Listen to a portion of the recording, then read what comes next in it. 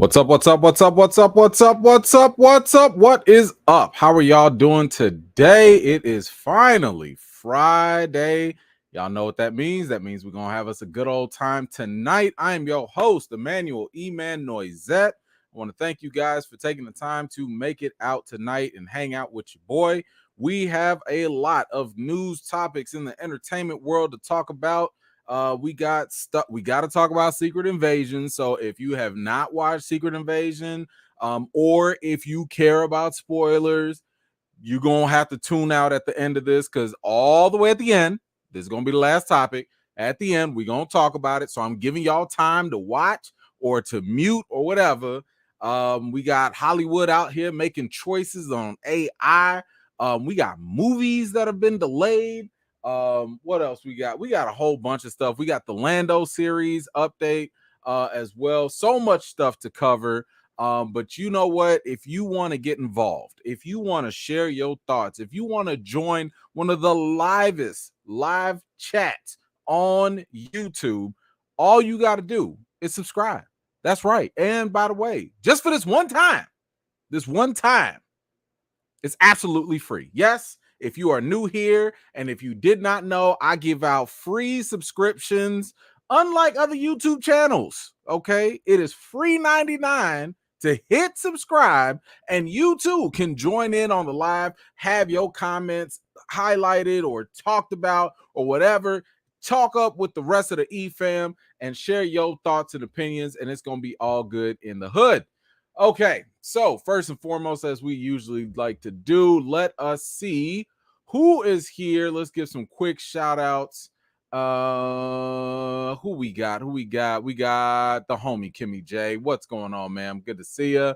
My man John Robinson. What's going on, sir? Good to see you too. Ms. Harper, always a pleasure. Thank you so much for being here. We got Jerome in the house.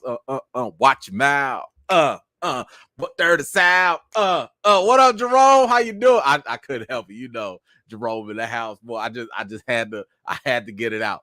But thank you so much, Jerome, for being here. Johnny Washington, what's going on? How you doing, brother? Who else? We got my man Storm Shadow. What is going on, bro? Good to see you. Thank you for being here. Jay Mart, hello. How you doing? My man, Just My Opinion Reviews.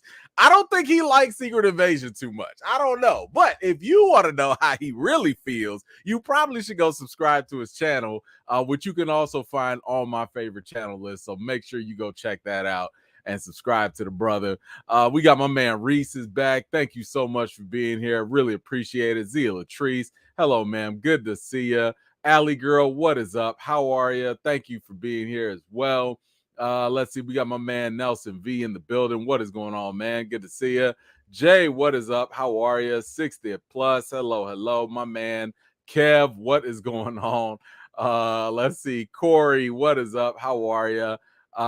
Trees, good to see you. Thank you so much for being here. My man Didier is back in action. What's going on, sir? Good to see you. Pamela, how you doing? Gray, what is up? Who else we got?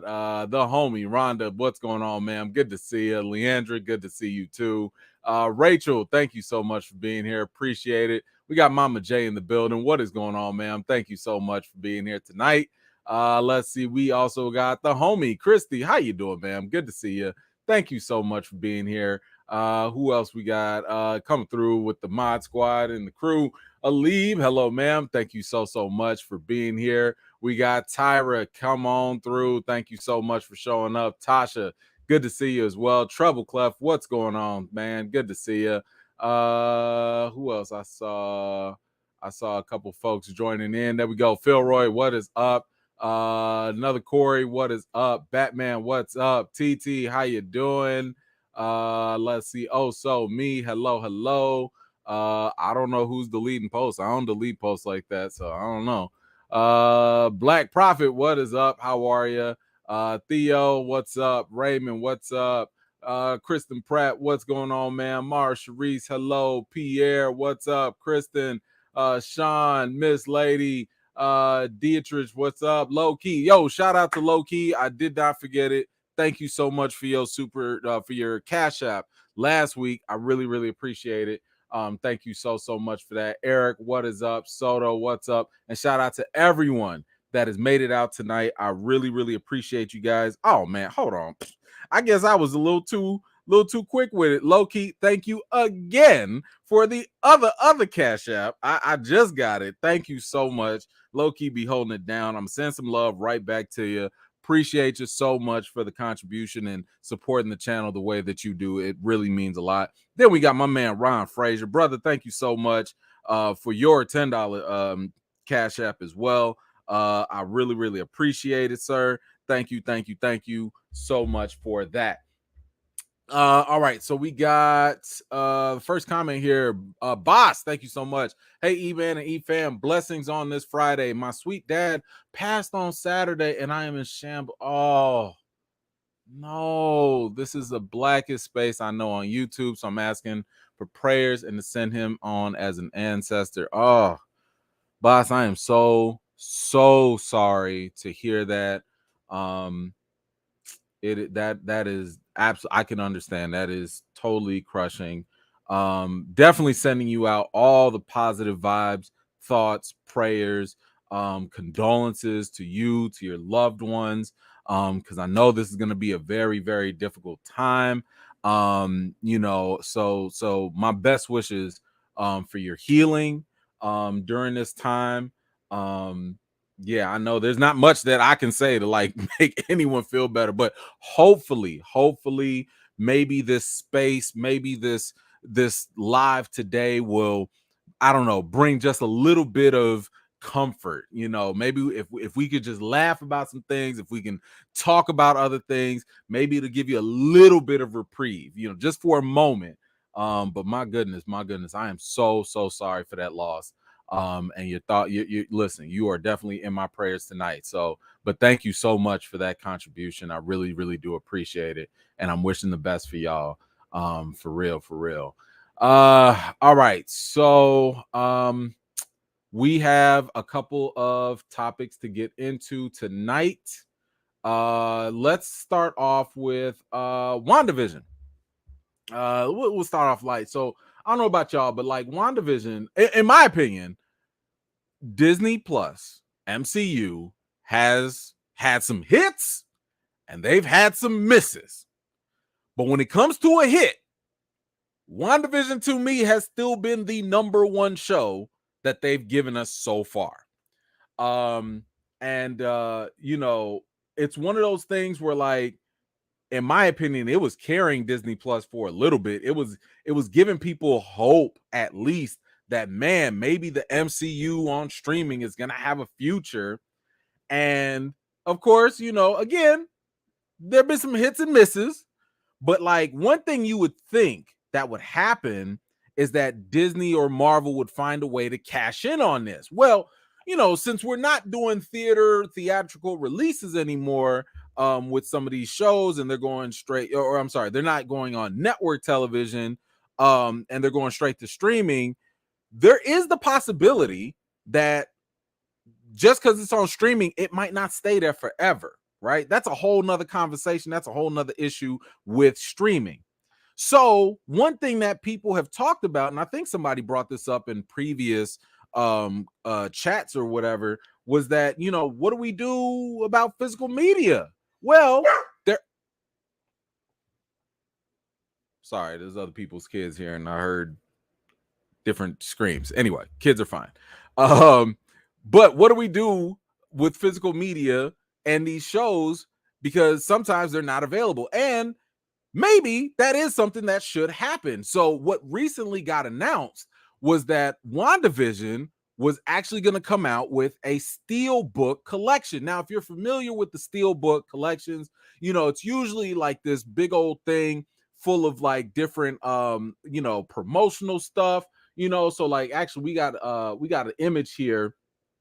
Hold on, let me put this up for y'all, because we have an image. What is going on? No, there we go. Yeah, put it up. There we go. All right, so we have an image here, and it's got the exclusive steel book. It's got the exclusive full slip, You get an envelope, you get a folder, you get a character card and a postcard. But wait. Hold on. Hold on. Wait, did not. Okay, so this is the steelbook.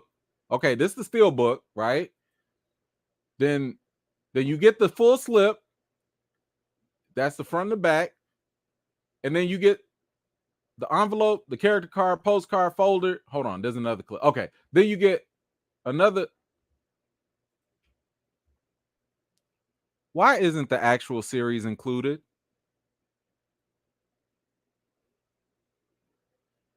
Y'all don't even have the DVD in there.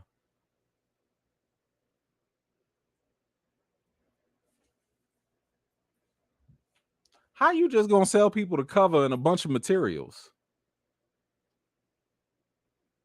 You not gonna sell the actual series? Have y'all ever bought a CD or a DVD just for the cover and for the little materials inside? Like, no, isn't the whole point to get the actual show or movies? Like, Disney, what are we doing? What is happening here? Y'all literally just gonna sell this without the actual content? I feel like this is false advertising. I feel like, what is this?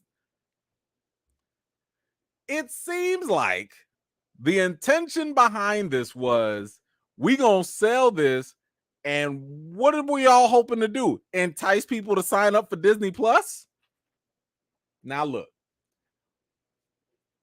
when I heard this news, and I think a lot of people heard this news, we was like, what the hell is going on? Now, in fairness, because we like to be fair out here, apparently Disney was shooketh too. Disney was like, who did that? We didn't do it. Not us. Because apparently this was a shock to Disney too. So according to this, it says that the Mattel Lab product, which is the company that makes these steel books or whatever, and they've made some in the past. It says the Mattel Lab product is not an official Marvel Studios home video product. While Mattel Lab is a legit licensee of Disney and does create custom steelbooks for Disney Blu-ray titles through Disney Consumer Products, the pre-order for a disc-less WandaVision was a surprise to some, and we are looking into it as well as speaking to our partners in the market.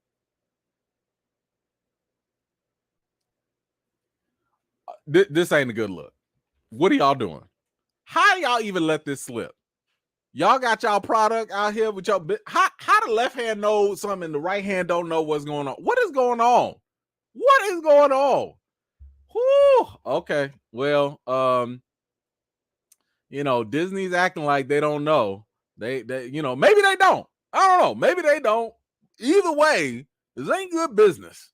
Okay, because y'all out here selling hot dogs without the buns or buns without the hot dogs. Either way, I don't want none. If you're not giving it to me all together, I like, what are we doing? So that is definitely something. What the hell? Hold on one second. Got some ads running. So yeah, I don't really like that. But anyway, y'all let me know, how do you feel about this steel book without the actual movies or show in it? Does it matter? Would you get it? Let me know in the comments down below. All right, moving on to something I am very excited about. I don't know about y'all, but I have been a huge fan of Castlevania on Netflix. I have never played the games, but I was always curious about the games. But that Netflix series, I love it. I love it. It is currently, I want to say, 3 seasons in or so.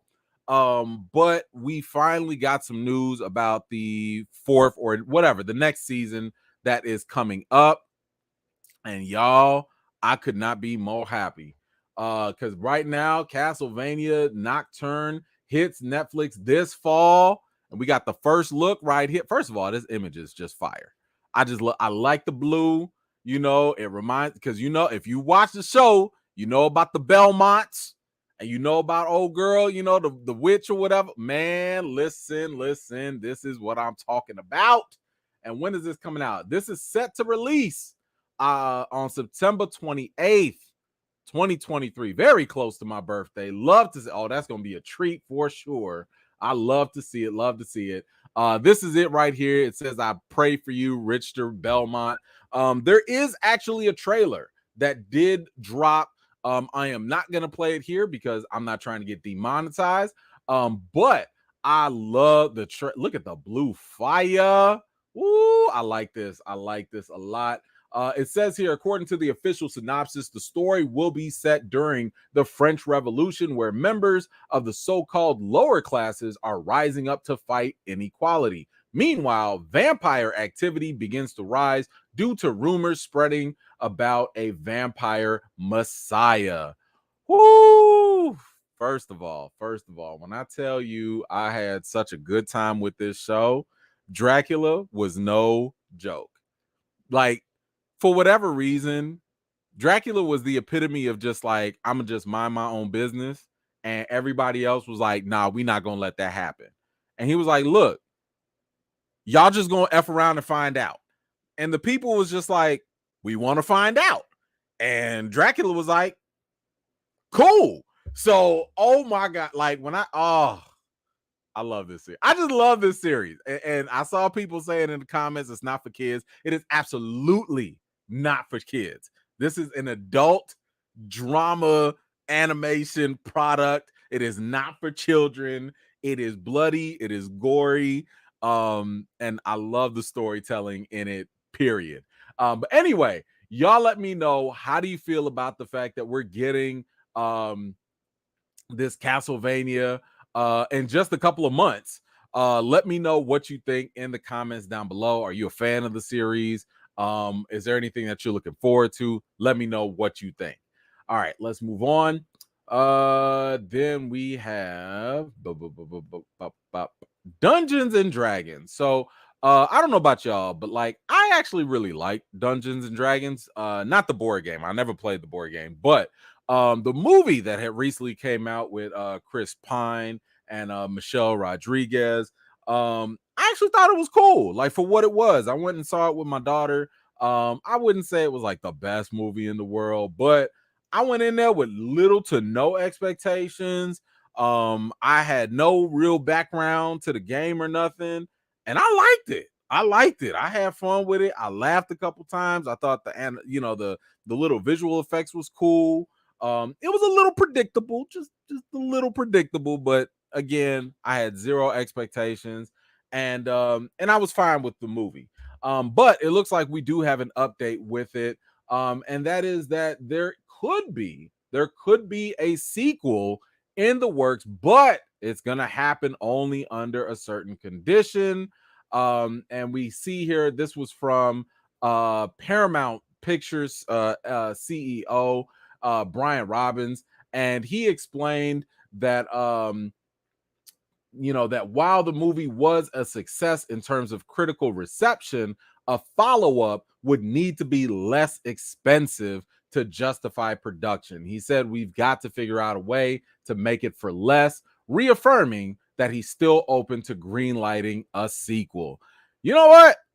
I'm not mad at that at all. And that totally makes sense, because a big thing for movies nowadays, especially as we see with Marvel and stuff like that, is that, these movies be costing too much. You got writers to pay, which y'all need to pay the writers. Y'all got actors to pay, which y'all need to pay the actors. And sometimes when you have high budgets, it means that you need higher returns in those profits. You saw movies like Fast X. Yeah, it made $700 million, but that budget of like what, 500 million? The profit was very, very little. It's always about profit. It's not about how much the gross is. You want to make more. You want your money, your investment, to make you more money. That's the real determining factor with a movie's success or not, in terms of the studios. So it totally makes sense that they want to scale it down a little bit and maybe not go so heavy with the I don't know, the visual effects, or maybe you don't have so many high, A-list stars or whatever. I don't know. But either way, I'd be okay with a sequel. I'd be curious to see where they go with it. I'd be curious to see what they do with it. I'd love for them to bring back Ray Jean Page character. He was actually kind of funny. I liked him, especially if you bring back Chris Pine. I think that'll work out very well. But y'all let me know if you have watched Dungeons and Dragons. Are you interested in a sequel? Does a sequel not really matter? Whatever you think, let me know in the comments down below. All right, next up we have an update here on Invincible. Now this is going to address something that I think a lot of you guys have been talking about and wondering about, because again, if you have not been watching Invincible on Amazon Prime, you're missing out. Invincible is fantastic, and for those of y'all that have been wondering, yes, I did get it. I caved. I couldn't control myself. I watched that Adam Eve one-off, episode. It's like almost an hour long. It tells the story of Adam Eve, and it was good. It was good. I was so mad because it made me want more Invincible like immediately. So if you have seen Invincible, but you haven't seen Adam Eve, go watch Adam Eve. It is fantastic. Very, very good stuff. Yes, man, that was good. But one question that a lot of y'all have had was, why the hell do we have to wait so long? What is going on with season 2? We did get an update, that season 2 was coming in November, so that's like what, 3 months away. But even when we get that season 2, we're only going to get 4 episodes because they only have 8 episode seasons. So we're only going to get 4 episodes each week, and then they're going to take a bit of a break, and then we're supposed to get the other 4 for season 2 sometime in early 2024. So it does kind of suck. They're trying to space it out, but they also mentioned that, but season 3 is going to come a little bit sooner. It's not going to take as long as season 2 took, but it's going to come a little bit sooner. We don't know exactly what that means. But one thing that we did get finally was we got an explanation from Robert Kirkman, one of the creator of Invincible. We finally got an explanation as to why season 2 took so dang on long. And he gave us a couple of answers here about the show's 2-year hiatus. And in an interview, he had said here, I'm sorry, hold on, let me get that here.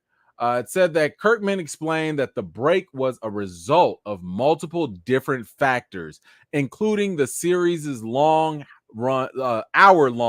runtime and its expansive cast.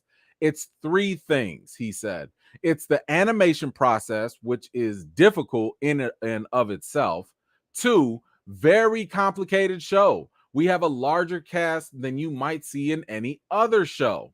He goes on to say, we're an hour-long animated show, which is very unusual, but we have so many characters and so many settings, even in just one episode, that we're really kind of pushing the limits of what can be done in animation. So it takes a long time to make it, but it also has taken a long time to learn how to do it and figure it out, because we're doing a lot of things that you don't necessarily do in animation.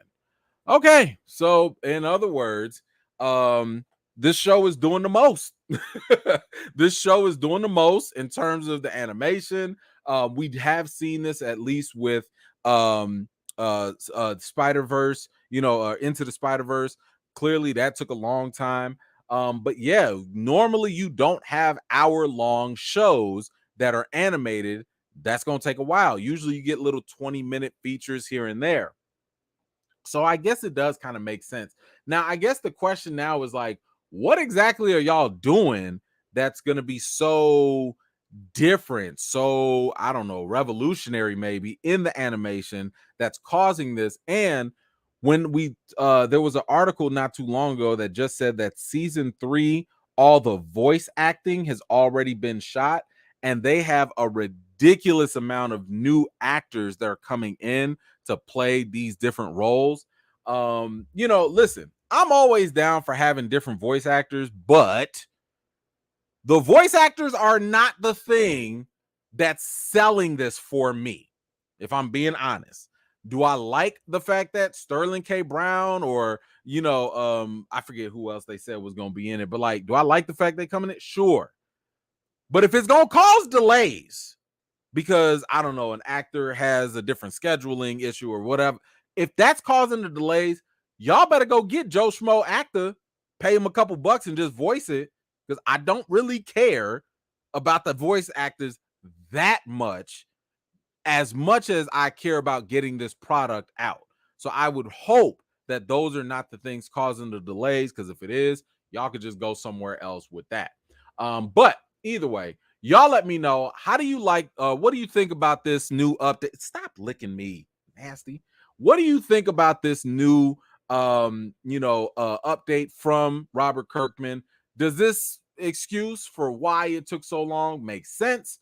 Are you okay with it? Are you just like tuning everything out and just waiting for the new animation to come out? Whatever it is, let me know your thoughts in the comments down below. All right. Let's see. Moving on. Yes, that is Kobe. He's hanging out with me. We got some guests here, so he can't be downstairs right now. But he is laying down right now. He just got from a long walk, so he's not very active right now. All right, let's move on. We got Lando. So I've said this for a long time that Star Wars has been struggling. Now, when I say Star Wars has been struggling, I mean Star Wars has been struggling from a theatrical side of things. They have not been doing very well when it comes to the movies. The last couple movies have been a letdown. And one of those movies, in my opinion, has been Solo. Solo was so unnecessary. It was so unfulfilling. It was so unsatisfactory to me. I did not care for Solo.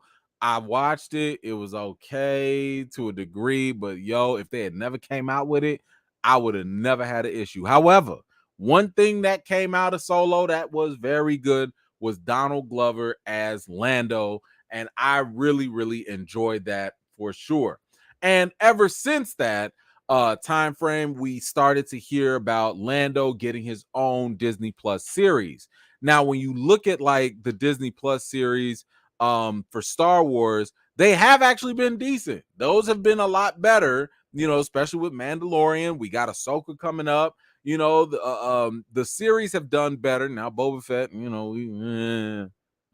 understand what happened with Boba Fett, but the series so far have not been terrible, at least compared to the movies anyway. But we've also heard a whole lot of back and forth talk from Kathleen Kennedy about, oh yeah, this is gonna happen. Oh yeah, this is gonna happen, and stuff just don't happen. The Lando series has been, part of that.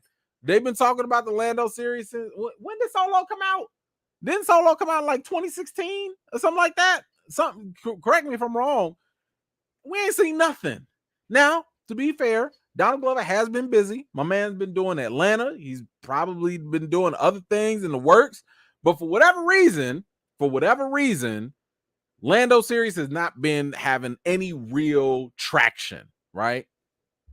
Well, we do have an update right now.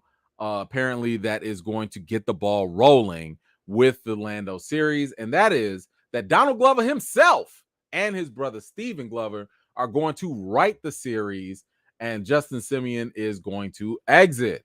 It says here that Donald and Stephen Glover have signed on to write Lucasfilm's Lando series for Disney Plus. Justin Simeon, who was the creator of Dear White People, was attached to the project, but he's gone. And apparently this deal was reached before the writer's strike. And you know what? That was the first thing that I thought of. I was like, how y'all signing deals during a whole writers and actors strike? But they said this was before the strike. So basically that means that they're going to write this after the strike is done. Now, I'm not going to be surprised because some people have said this too. I'm not going to be surprised if maybe they doing a little writing in the downtime. You know, maybe not officially, but they might be doing a little writing in the downtime. And all I'm saying is if the day one of the strike lifts and all of a sudden, boom, Lando's script is done, I'm not gonna believe that they wrote this thing in a day. Okay, that's all I'm saying. Okay, I know they some talented brothers, but you ain't gonna tell me that with this strike, that's probably gonna last for a long time. By the way, I think the writer strike is like in day 80 or something like that. Like the writer strike been going, the actor strike just started, so it's gonna be an issue. But yeah, I believe these dudes are gonna get this stuff going. But what do you think about this idea of of Donald and his brother doing this? I mean, I have been a huge fan of Atlanta, and I love what they've done with that show. The writing I thought was impeccable. I love the storytelling. Now coming in to write a Star Wars thing, though, I'm very curious as to what Donald Glover will do. Now, he is a fan of Star Wars and he obviously loves Lando, but I'm wondering how creative they gonna let him be with this. Because if you've watched Atlanta, you know they are not afraid to pull no punches with that show, creatively speaking. Okay. Now I don't know if they're gonna sit here and talk about reparations in space. I don't know if they're gonna have like a Michael Jackson wannabe Jedi. I don't know none of that. Okay. I don't know what they gonna do, but I am very interested in seeing what's possible from these brothers. But y'all let me know, what do you think about this news of Lando himself getting in there with the pen with his brother to make this happen? Let me know what you think in the comments down below.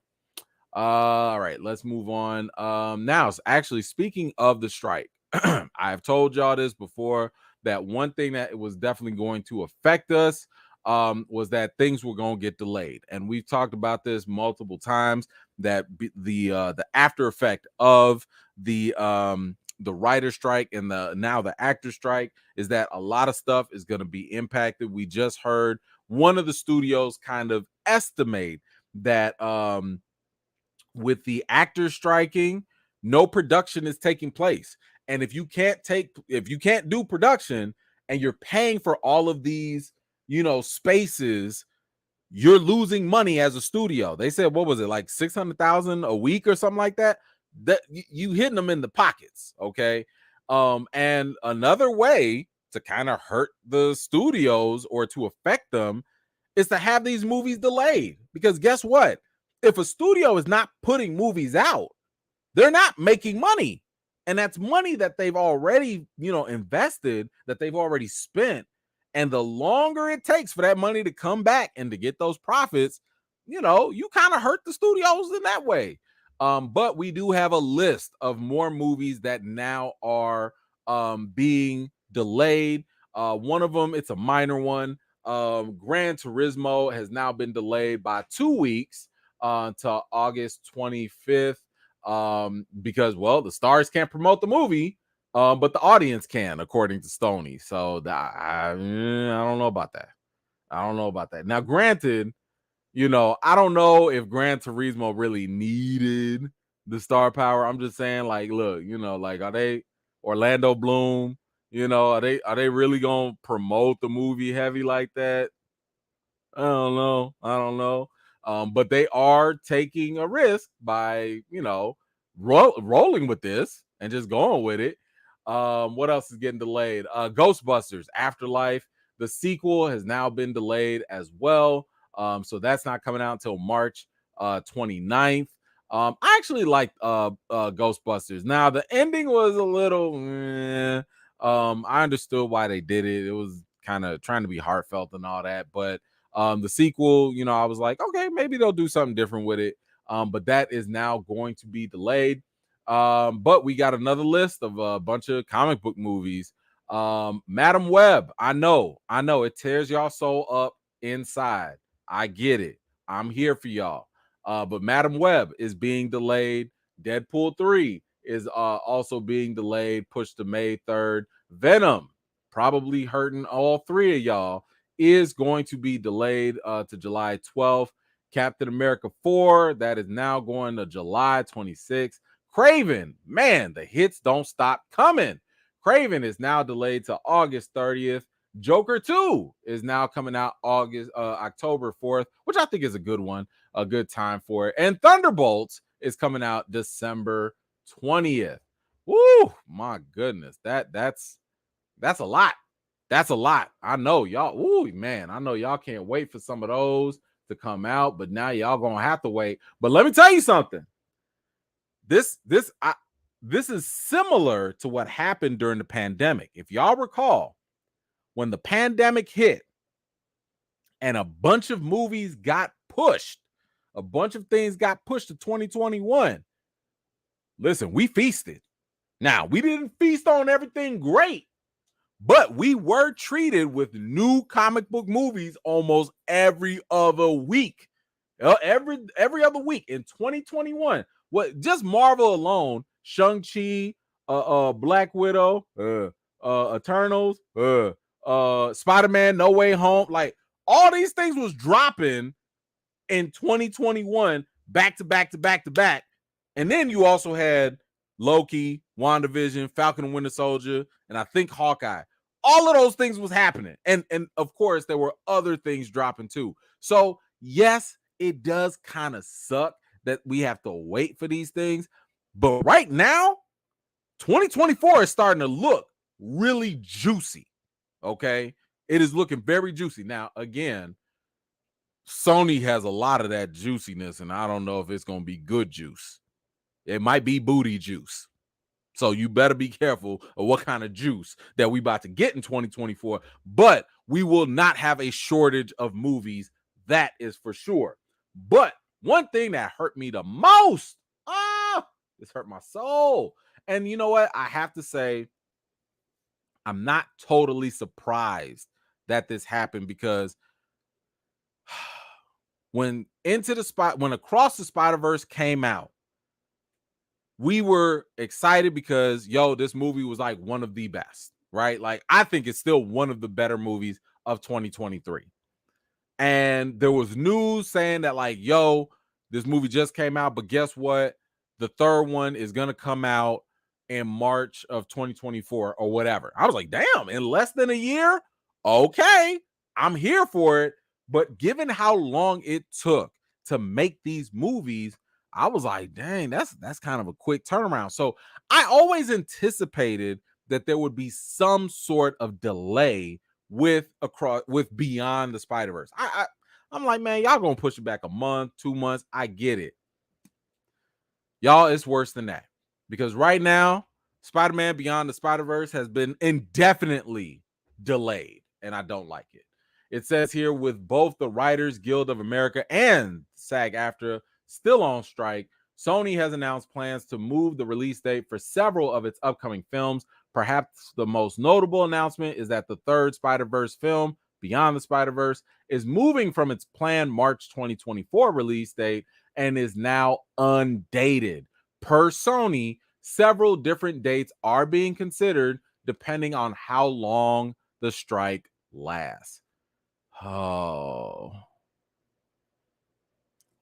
If these studios don't hurry up and just get back to the table, I just need y'all to work out a deal. I don't know what that deal is. I don't know how they could do it, but I need them to work something out, because I don't like this.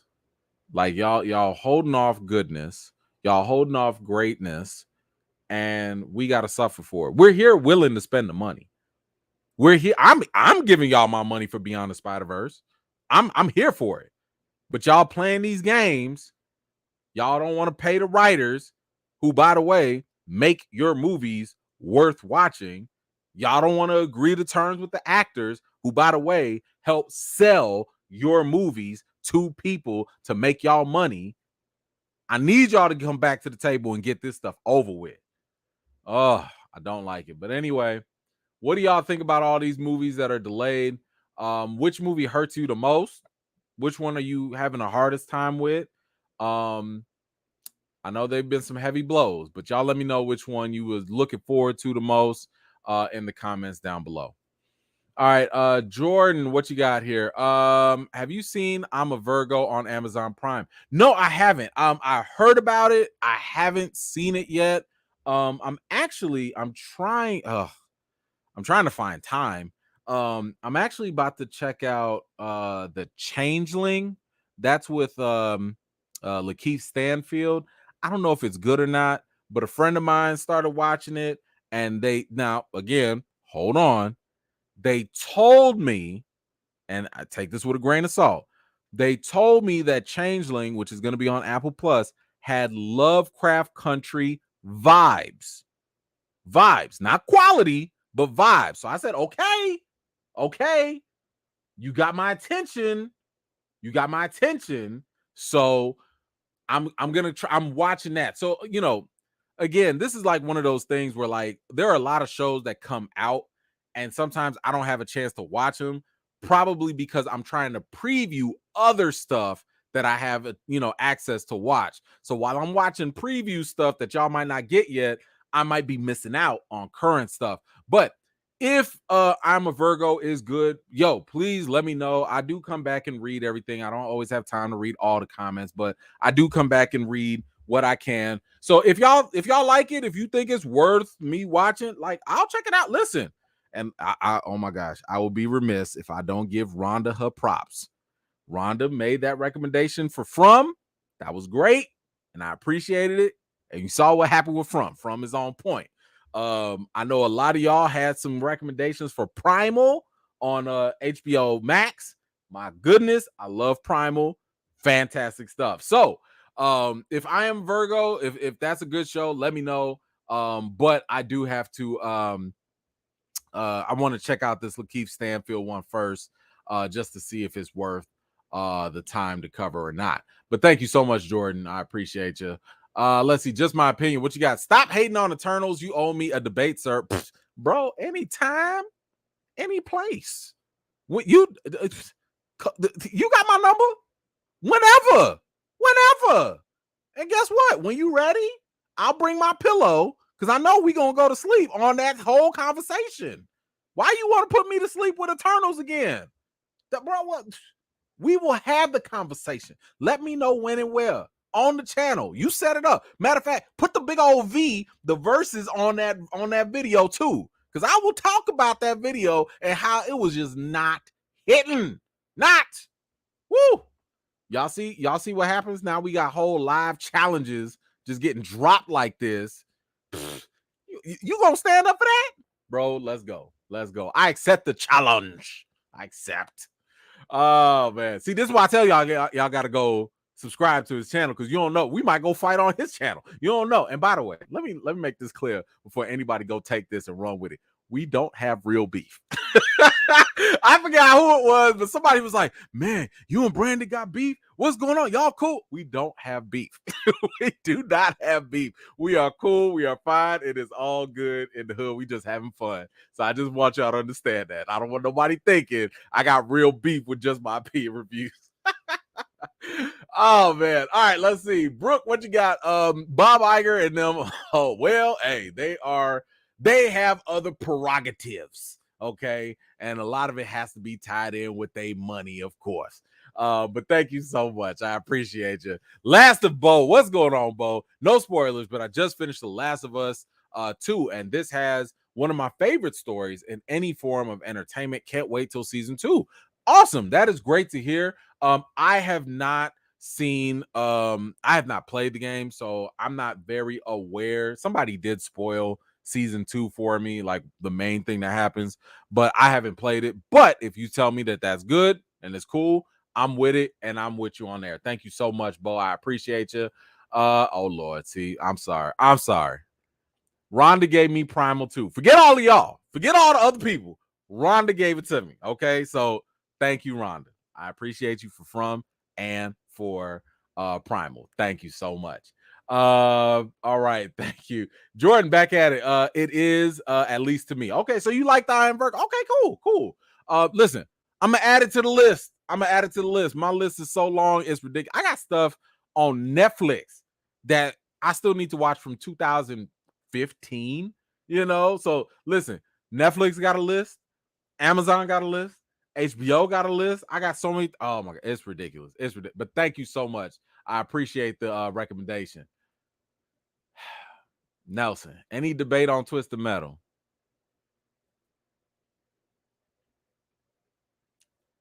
Not for me. Not for me. No. I don't have any.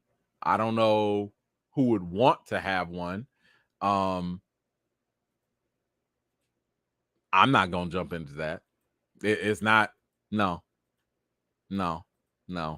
I mean, have y'all been watching it? If y'all been watching it, let me know. But not for me. I'm good. I'm good on that. Thank you though. Appreciate you. No. All right, let's move on.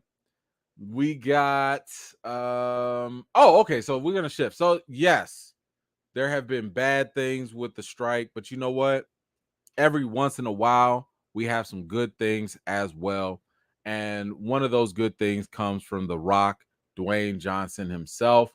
As you guys know, that I've told y'all this before, that the strike hurts a lot of these writers and actors, because a lot of them are like 95% of them don't make more than like what, $70,000, I think was like the average or something like that. And the lowest was something like $20,000 a year, which is it's okay, it's below the poverty line. And especially if you living in Los Angeles, cut that in half, because you extra if you live in LA, you need $20,000 for the month in LA, okay, just to live. So I'm exaggerating, but one thing that the union has done, SAG-AFTRA, they have created a foundation to kind of help the actors, and it's something that they've done that's been very helpful for them during the pandemic, because of course when the pandemic was happening, nobody was working, and these actors who and writers, these are people that have to bunk up with get 5 roommates at a time. They got to work 2-3 jobs at a time in between gigs. We're not talking about The Rock, we're not talking about Tom Hanks or Tom Cruise, we're not talking about these multi-billion dollar actors. We're talking about the average person that gets these jobs in Hollywood, and they need help like for their careers, like this is their career. So this foundation has always been around to help. And apparently, what do you want? Okay, you got the pets. Jesus, thought you was tired. Go to bed. Sorry. So apparently, one of the major contributions right now has come from Dwayne Johnson, aka The Rock, and he has donated a historic donation to this foundation, the Relief Fund. So we see here that SAG-AFTRA Foundation, the president is Courtney B. Vance, that is Angela Bassett's husband as well, for those of y'all that didn't know. So the foundation, it worked to provide financial relief to many of the union's 160,000 members via the foundation's emergency financial assistance program, which will again be used to help the actors during the strike. So one of the execs here said, when we hit a crisis like this and we're going to spend millions and millions of dollars in financial assistance, this is when we need our high-profile talent who can afford it, who are in a situation to help others. Shortly after this letter was sent out to all the union members, Dwayne Johnson's team reached out to say he wanted to help. And Courtney, he got on the phone with Courtney B. Vance and Vance said that it was a love fest. It's like, man, you're stepping up in a way that is allowing others to know the dire necessity of it. And he also goes on to say, this is him saying, in such a time as this, I'm here and I'm not going anywhere, whatever you need me to do. And that sends a huge message for other folks to do the same thing. Now, let me just say, my man Courtney B. Vance is playing a very, very wonderful game of chess right now. Okay, he's the president of this foundation. Now, the foundation is not the same as being, it works with the SAG-AFTRA union. Okay, so it's not the same thing, but they work with the union. And my man he's playing chess, not checkers right now. He was like, oh, would y'all look at this loud donation? Look at this huge donation from The Rock. He's the number one earner in Hollywood, if I'm not mistaken. Like he is at the very top. So he's saying like, yo, if The Rock can give a little bit of dollars, if The Rock can drop a couple pennies, all of y'all ain't got no excuse. Not every actor, but all of y'all, Tom Cruise, Tom Hanks, ScarJo, all of y'all making all the fulfilling of dollars out there, y'all can drop some too. If the number one can do it, y'all can too. Listen, that was smart marketing right there. I like it. And he goes on to say, or the article says, Johnson's 7-figure donation has the potential to aid thousands of actors. My goodness. The Rock just signed, I forget what movie it was for. Maybe it was Red Notice or something like that. Maybe I forget what it was. But whatever it was, The Rock just signed a deal, I want to say for like $20 million. 20 million. Whether it's 1 million, 2 million, 3 million, whatever. This man just gave a 7-digit donation for other actors out there. If that is not a huge marking of his continuous streak of just being kind and generous to people, like this guy, this dude continues to be a stand-up guy.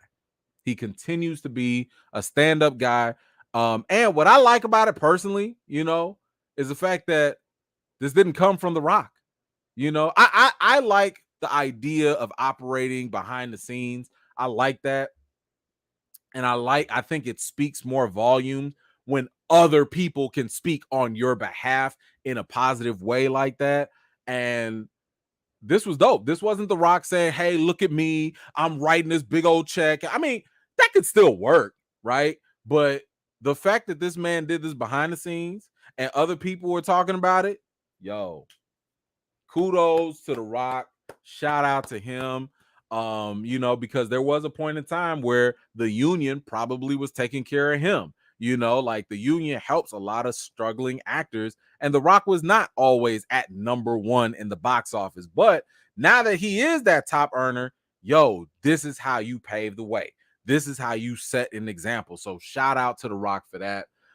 It does go on here to say by Vance, because my man is marketing his tail off. He says, if your step up is $10, step up, because that $10 is going to help somebody. If it's 10,000, if it's 10 million, step up, because we have to. So Dwayne is letting everyone know, I'm here. What are you gonna do? Whoo, man. Courtney Vance, boy, you are earning that check as the president. I feel it. Good stuff.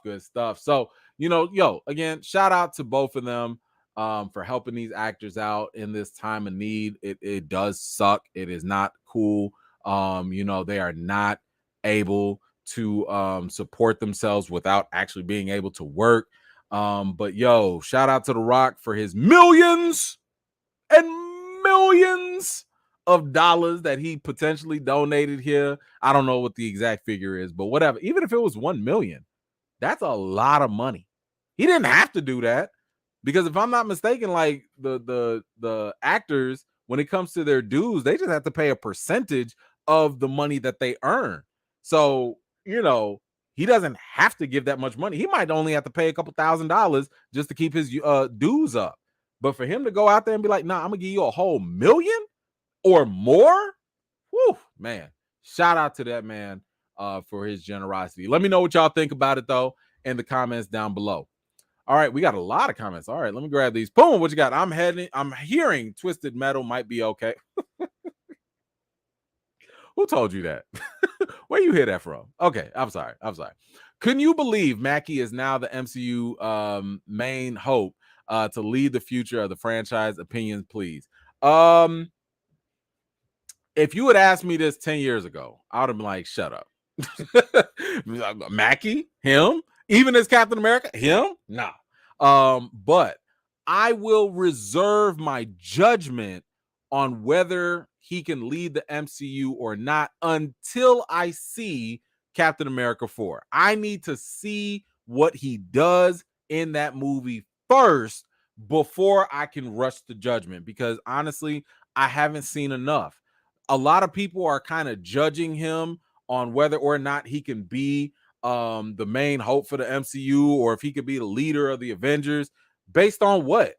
That last episode of Falcon and Winter Soldier. That's not enough for me to be like, okay, that's the guy or that's not the guy.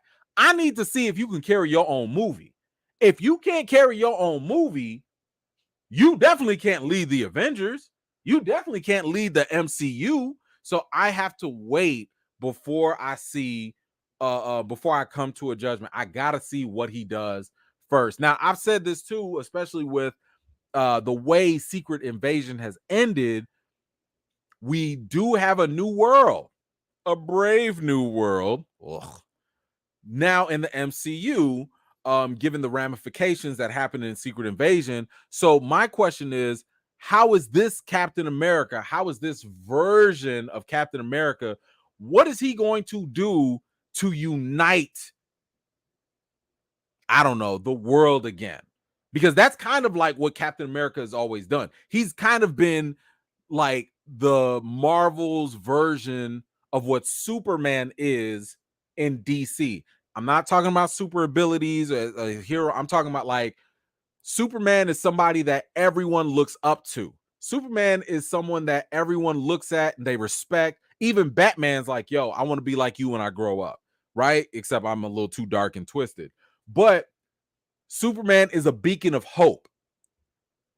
Captain America, whether it's Steve Rogers or if it's Sam Wilson, also has to be the standard. They have to be that beacon of hope. They have to be what America strives to be.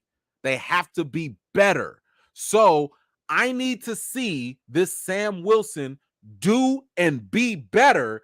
And if he can accomplish that in this next movie, now we can see whether or not he works. If he can't live up to being the symbol, throw it away. I don't care about him at all then. So we'll have to wait and see. We'll have to wait and see. And I do think it is premature to judge right now, in my opinion. JN, thank you so much. You were right about Twisted Metal. The scene with Mackie and the clown, it ain't for me, bruh.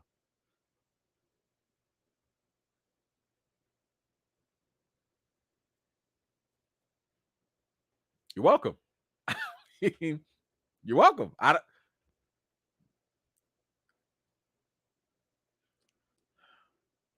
Y'all are not gonna make me talk about this show. I don't want to. I hope for this show to work for people as best as it can. Whoever it works for, great.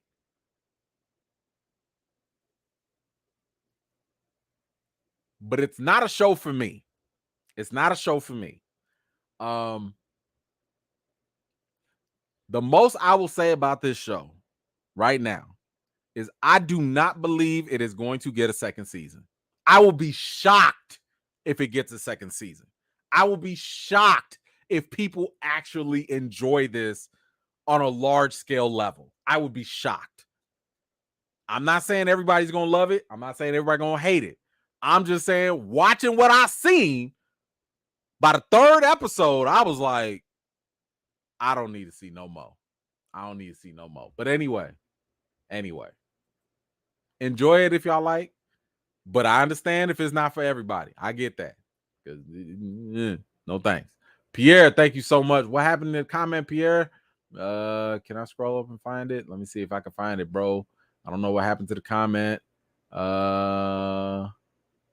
Pierre, what happened? What happened? Well, thank you so much for the contribution. I really appreciate it. I'm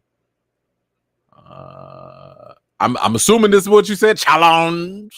Okay, maybe that's what you said, but thank you so much, Pierre. I appreciate you. Yeah, of course. You know, I'm back down for no challenge, man. Like, listen, any YouTuber, any place, anytime want a challenge in a debate, let's go. Let's go. Come on, man. I live for that. What? I'm with that. Put that challenge out there. Okay. Now listen. Now hold on. Before I get to that, let me make this very clear. Don't. I'm gonna have to say this, and it's gonna sound a little bougie. It's gonna sound a little elitist, and I don't really care. Not any YouTuber. Not anybody. Now, everybody in my little network, okay, we cool. You know, all the people on my favorite channel, we cool. But don't be coming in here with one subscriber talking about, E-Man, I challenge you. I'm not going to do that. Okay, don't come in here with 3 subscribers talking about, yo, let me have you on the show. No, that's not. And the reason why I say that is because it's not really fair.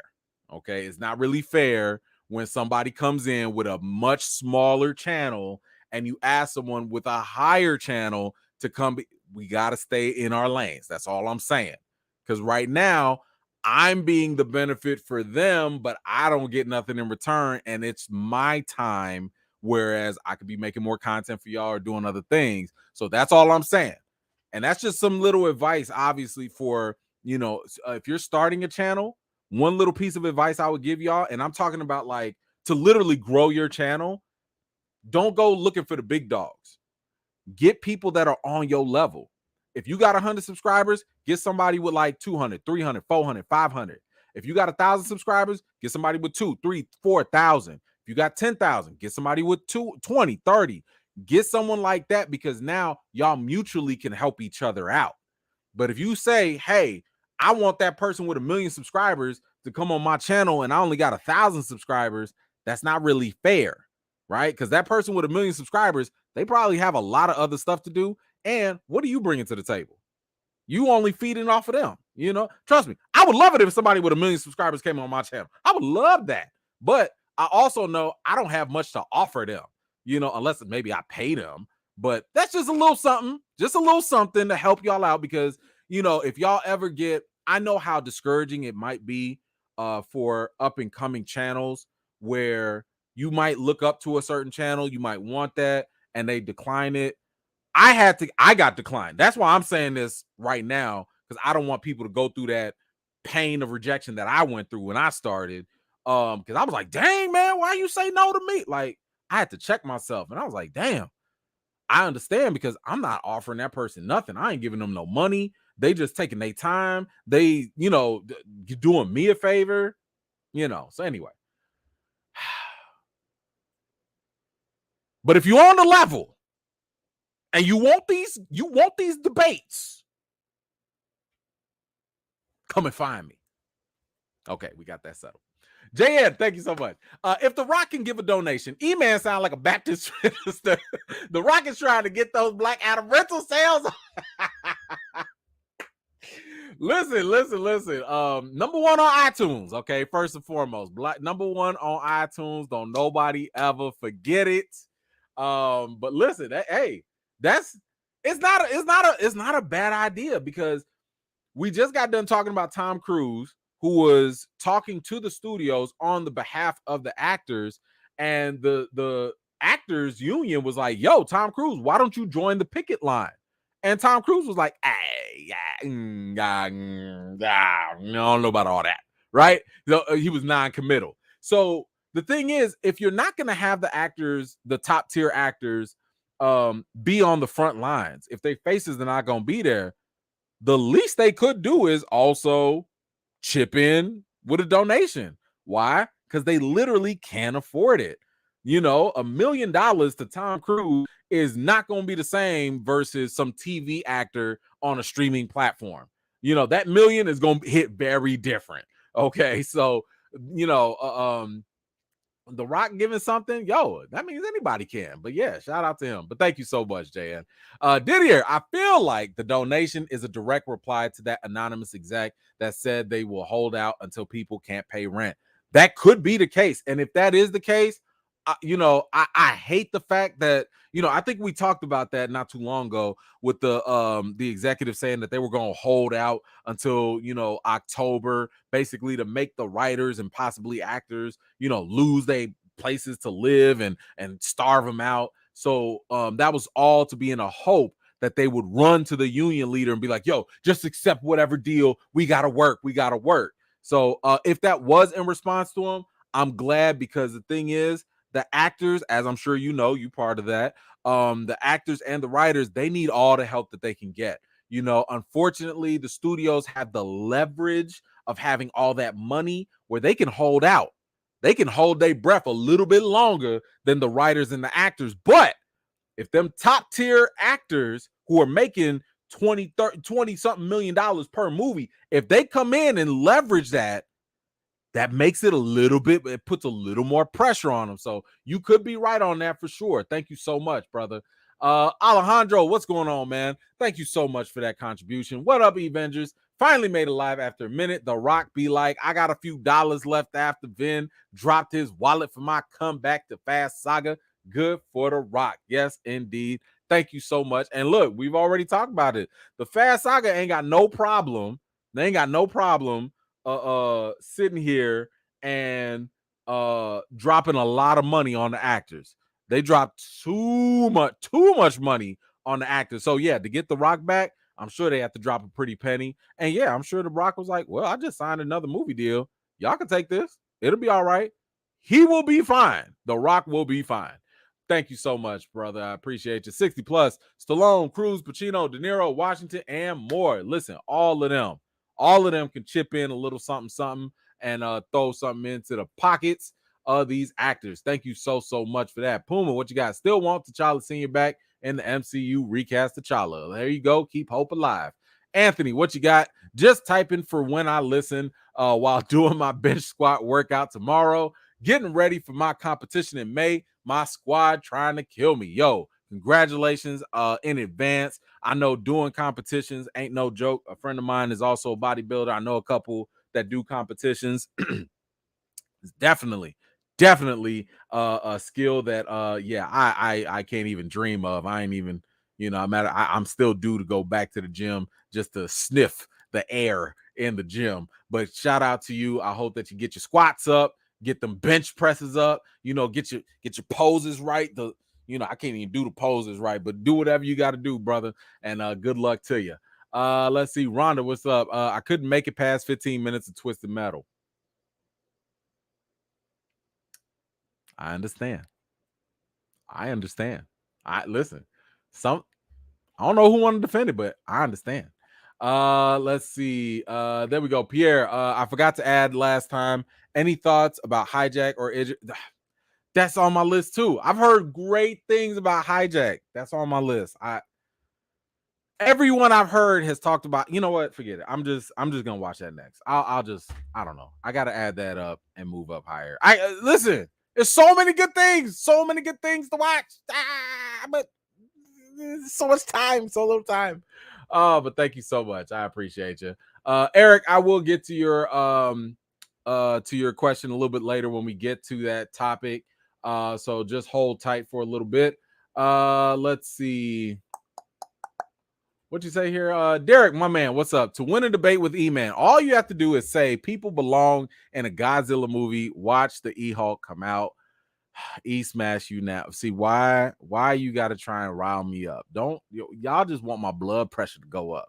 Please don't do that. I will agree. There are a lot of things that I do not like. Matter of fact, that's not going to win the debate. That's going to make me even more fired up to get that debate going and crush that. Because the last thing any Godzilla King Kong monster movie needs is humans. We don't need them. Oh, you almost got me. That almost got me. Puma, guess that's Tom's Mission Impossible. Yeah, apparently that might be his Mission Impossible for now. But thank you so much for that. I appreciate y'all. All right, real quick, let's go on to Hollywood and the AI. Again, byproduct of the strike, byproduct of the actors and writers. we knew that this was going to be a small factor that was going to creep itself in, which was that the Hollywood studios and producers were potentially looking at AI as a way to offset the lack of writers. And there was this provision, at least in one of the proposals by the studios, with a groundbreaking protection of AI, where the studios had this brilliant idea that they would take an actor, pay them for one day of work. So you're a background actor, whatever. And with that one day of background acting, they could take your likeness, copy it, and put it in other shows, other movies, and you wouldn't see a penny of that. And what I think some people might have missed about the ramifications of that is, if Hollywood is able to copy your image as an AI and not have to pay you residuals as a background person, right? What do you think that's going to do to background people? It's literally going to eliminate the need for them in the future. Because if you have enough, let's say hundreds of thousands of digital copies, millions of digital copies of background actors, why would you hire new people? Because we don't always pay attention to the background actors. You just need somebody that's eating some coffee, or drinking some coffee in the background, or eating some food at a restaurant or something, just for atmosphere. So Hollywood has been walking a very, very thin, dangerous line with the AI innovations and stuff, and how that potentially could affect the livelihood of not only the writers but also the actors. But that's not the only area where Hollywood studios are looking for to use AI. Apparently, they are quietly going on a hiring spree for AI specialist jobs mid picket line anxiety. So you see here, basically the actors fear that studios will take their likenesses or voices and reuse them over and over for little or no pay. And with little in the way of notice, the writers fear that studios will use large language models, LLMs, like ChatGPT, to write or rewrite scripts, harming their livelihoods. Right now, Disney, one of those studios, seems particularly intrigued by the technology of AI. The company has a number of open positions focused on AI and machine learning across the industry or the country. Research and development, Imagineer, focused on generative AI. The job promises a base salary of $180,000 per year. Yo, maybe I need to go look into AI. 180,000. Another role, let's see, some half a dozen AI focused jobs are at Disney right now. Netflix came up with an AI product manager job that promises compensation of up to $900,000.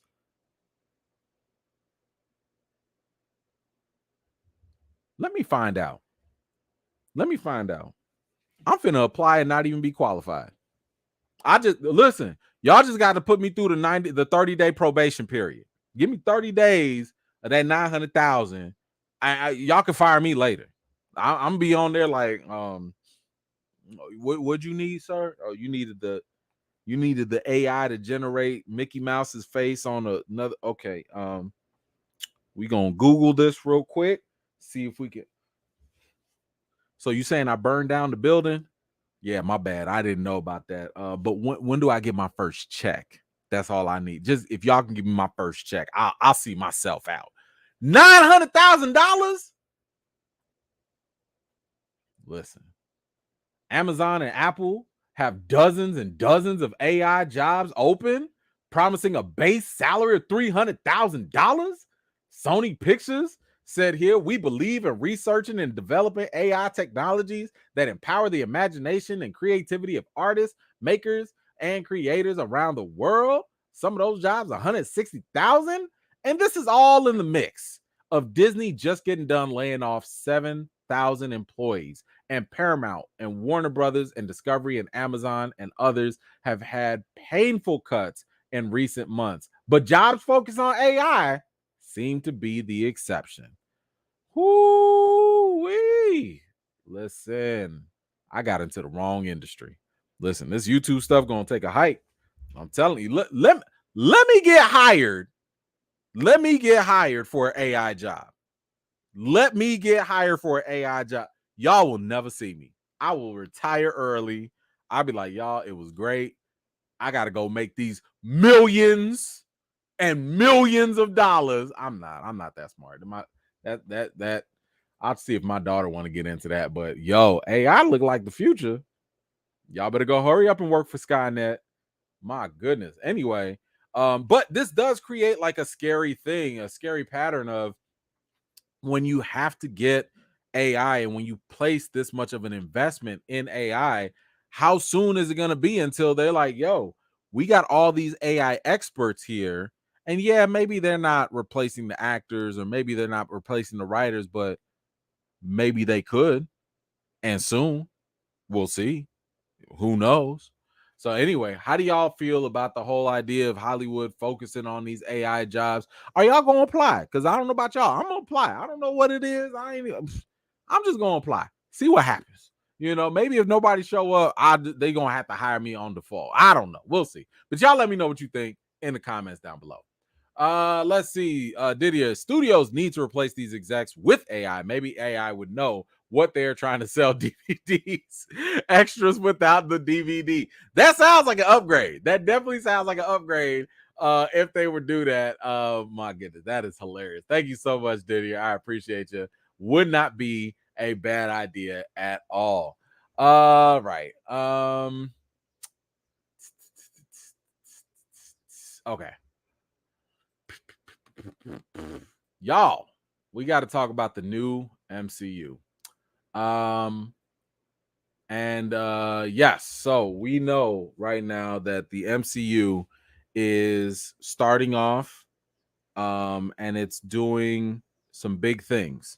I don't know if y'all have noticed, but the MCU has recently kicked off and made a huge debut in the box office, and it's getting the people going.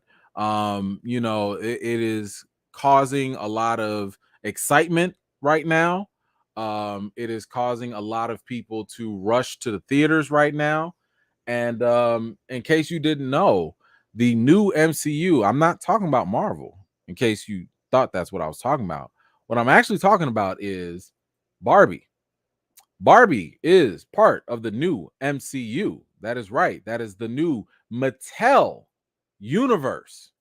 Okay, because Mattel apparently they want to make a whole bunch of new movies in the MCU. Okay, they trying to make this happen now. It says Mattel CEO, I don't know, Kreese, whatever his name is, had a vision to turn the story toy company into an IP driven machine, essentially creating a Mattel cinematic universe. Oh, y'all thought I was playing with the MCU. It is the MCU. It's the MCU. I wasn't joking.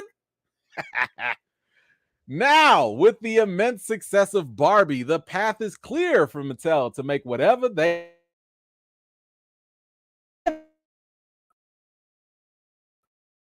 partners attached. There are 14 Mattel properties that are in active development, including Barney, Polly Pocket, Thomas and Friends, and American Girl. What? Mattel execs were hopeful to open up an entire Barbie world of sequels. Now, again, Barbie is out here doing some work. Okay, Barbie done made $450 million worldwide. I have not seen Barbie yet, so please don't ask me about it. I do plan on watching it eventually. I think my wife and daughter are gonna go watch it at some point. But y'all, Barbie is setting the tone right now. Okay, Barbie is really kicking it off and making this a reality for the studios. It says here that they can explore more potential sequels. Some of that includes Master of the Universe and Hot Wheels. But here's the list. Here's the list of all the things that could be coming out from Mattel. First one up is Barney. And we talked about this before, but Daniel Kaluuya is going to be here producing this, and he has really been behind this for a long time. Mattel has previously described this as an A24 type of surrealistic movie. They told Variety that I don't know that it's necessarily going to be darker. It's just going to be unique, more like a Being John Malkovich or an adaptation. Any movie that has Barney is not certainly going to be straightforward. We're not making Ted, from Seth MacFarlane. The exec says that the upcoming Barney movie will be about identity and finding who you love and who feels alienated and what does it all mean. It will be more adult and have adult themes, sort of a little bit off kilter. Nothing about that has my interest. Nothing. I still don't know why Daniel Kaluuya is obsessed with trying to make a Barney movie. I will keep an open mind. I will wait for the trailer, but I have no idea. What the hell? Sorry, he playing with his tail. I have no idea what Barney is going to be about, why it's even being made. I don't get it. I don't get it. But I'll have to wait for a trailer at least to see what's going on with that. But that's gonna be interesting. What else they got? They got Polly Pocket. I'm not too. I think my daughters have a Polly Pocket toy or something. But they don't have much information. They just said it's a great script. You got Hot Wheels coming. That's gonna be made by WB, and J.J. Abrams is attached to that. Wow.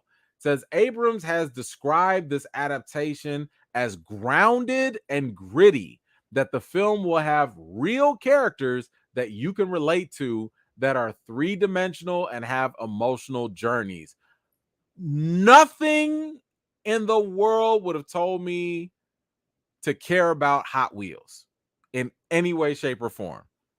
Even as a kid that owned Hot Wheels, I never thought about no characters that drove the cars. What? So basically, you about to have another movie with people that happen to drive cars that look like Hot Wheels.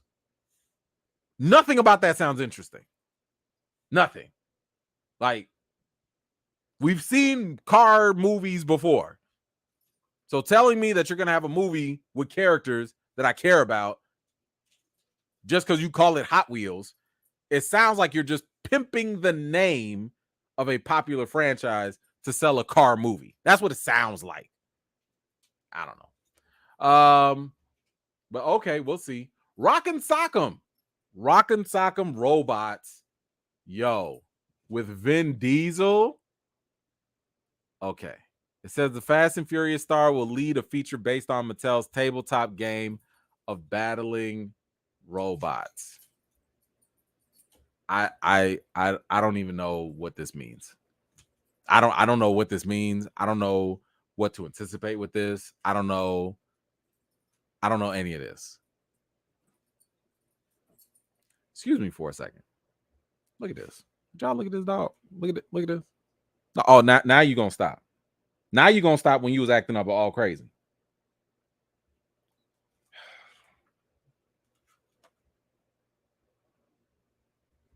Acting totally crazy. Acting crazy like he ain't never been in the bed before. Hey, what are you doing? Stop. Crazy. Anyway. What else we got? Rockin' Sock'em. I don't. Why is that even a thing? I don't care if that's animated. I don't care. Like, what? Robots with their heads that pop up? That's gonna be a movie? This one might be interesting. American Girl. It says here it's gonna be a family comedy that is in development based on the world of Dolls. content and experiences that Mattel says help girls grow with confidence and develop character. You know what? I'm with that. I'm with that. If it's anything that's gonna be positive for the kids, positive for the girls, I don't even know if my girls own an American Doll or not. I'm pretty sure I paid for something, but if it helps girls with confidence and develop character, you have my money. That's fine. I'm gonna go let my little girls watch that. I'm down with it. Now, this one makes no sense. This one makes no sense. Magic 8 Ball. It's a film adaptation of the Magic 8 Ball, and it's probably going to be a PG-13 thriller. Do y'all remember Magic 8 Balls? It's the little 8 ball that you shake, and it says yes, no, ha, ha, ha, whatever. Y'all just making movies just to make movies now. Y'all are not doing nothing that's like for real or meaningful at this point. Now, it'd be different if you told me that this was a movie about a cursed Magic 8 Ball, maybe, and try to make it a horror, maybe like a Final Destination type of thing. Maybe I could see that, but okay, whatever. All right. Then Masters of the Universe, of course, this is all about He-Man and the adventures of him and his friends and all that in that universe. It says, unfortunately, though, Mattel has now, they're shopping for a new buyer for Masters of the Universe because Netflix dropped the project just not too long ago. So there goes He-Man. Major Matt Mason, that's going to star Tom Hanks. Apparently, that's going to star Hanks is going to star as the Mattel astronaut action figure from the 1960s who lives and works on the moon. Why is that a thing? Why are y'all? I've never heard of this. Like, I've never played with an American Girl doll, right? But I know what they are. I've seen them. I have never heard of Major Matt Mason ever. I've heard of G.I. Joe's. I've heard of like other things. I ain't never heard of Major Matt Mason. Why are you thinking that a doll from the 1960s, even if it's just the character, why do y'all think that that's interesting? Because they live on the moon and work on the moon? Why is that interesting? I don't care about the moon. The moon is ashy. I don't care about the moon. Y'all reach it down. Y'all just trying to make content. And what? Uno? How do you make a game? How do you make a movie out of Uno? What is the movie? Uno. What is the concept? Who?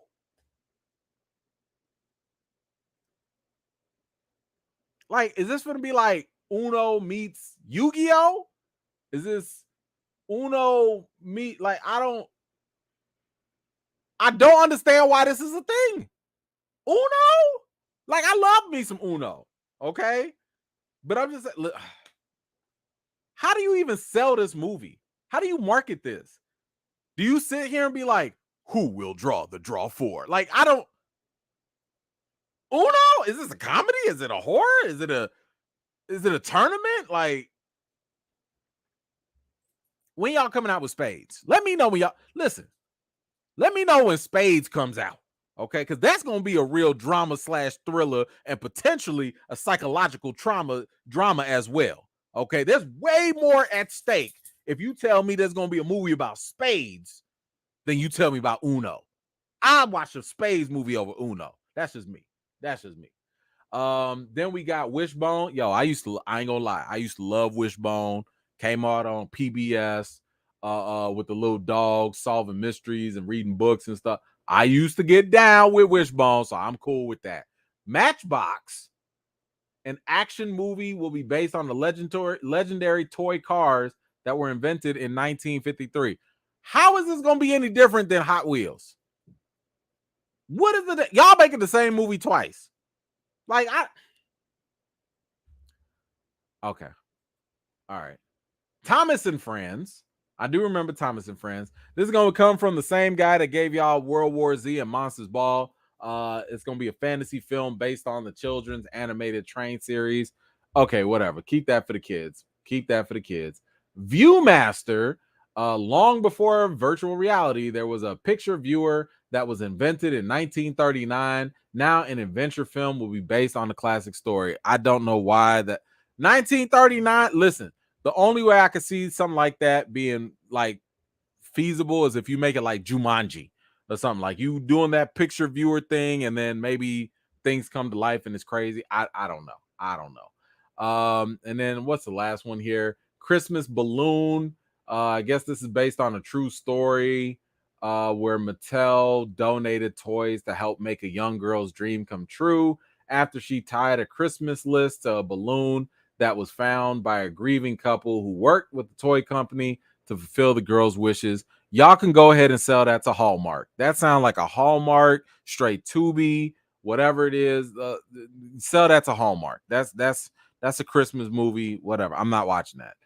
Anyway, woo, man. Y'all, I told y'all this is the new MCU. This is the new MCU. So y'all let me know, what do you think about this MCU? What do you think about all of these movies that Mattel is trying to make a thing? Which ones excited you? Which ones are you interested in? Which ones are you like, I'm going to pass hard on that? Whatever it is, let me know your thoughts in the comments down below. Whew, man, that's boy. They tried it. They tried it. Zia, what you got? Thank you so much. Love Barbie down. But I am against their MCU. Okay. They are taking the wrong lessons from its success. Just let Gerwig make the movie she wants. Yes. And you know what? This is par for the course, right? Like, we've seen studios get greedy. We know that IP, original IP, is the cash king.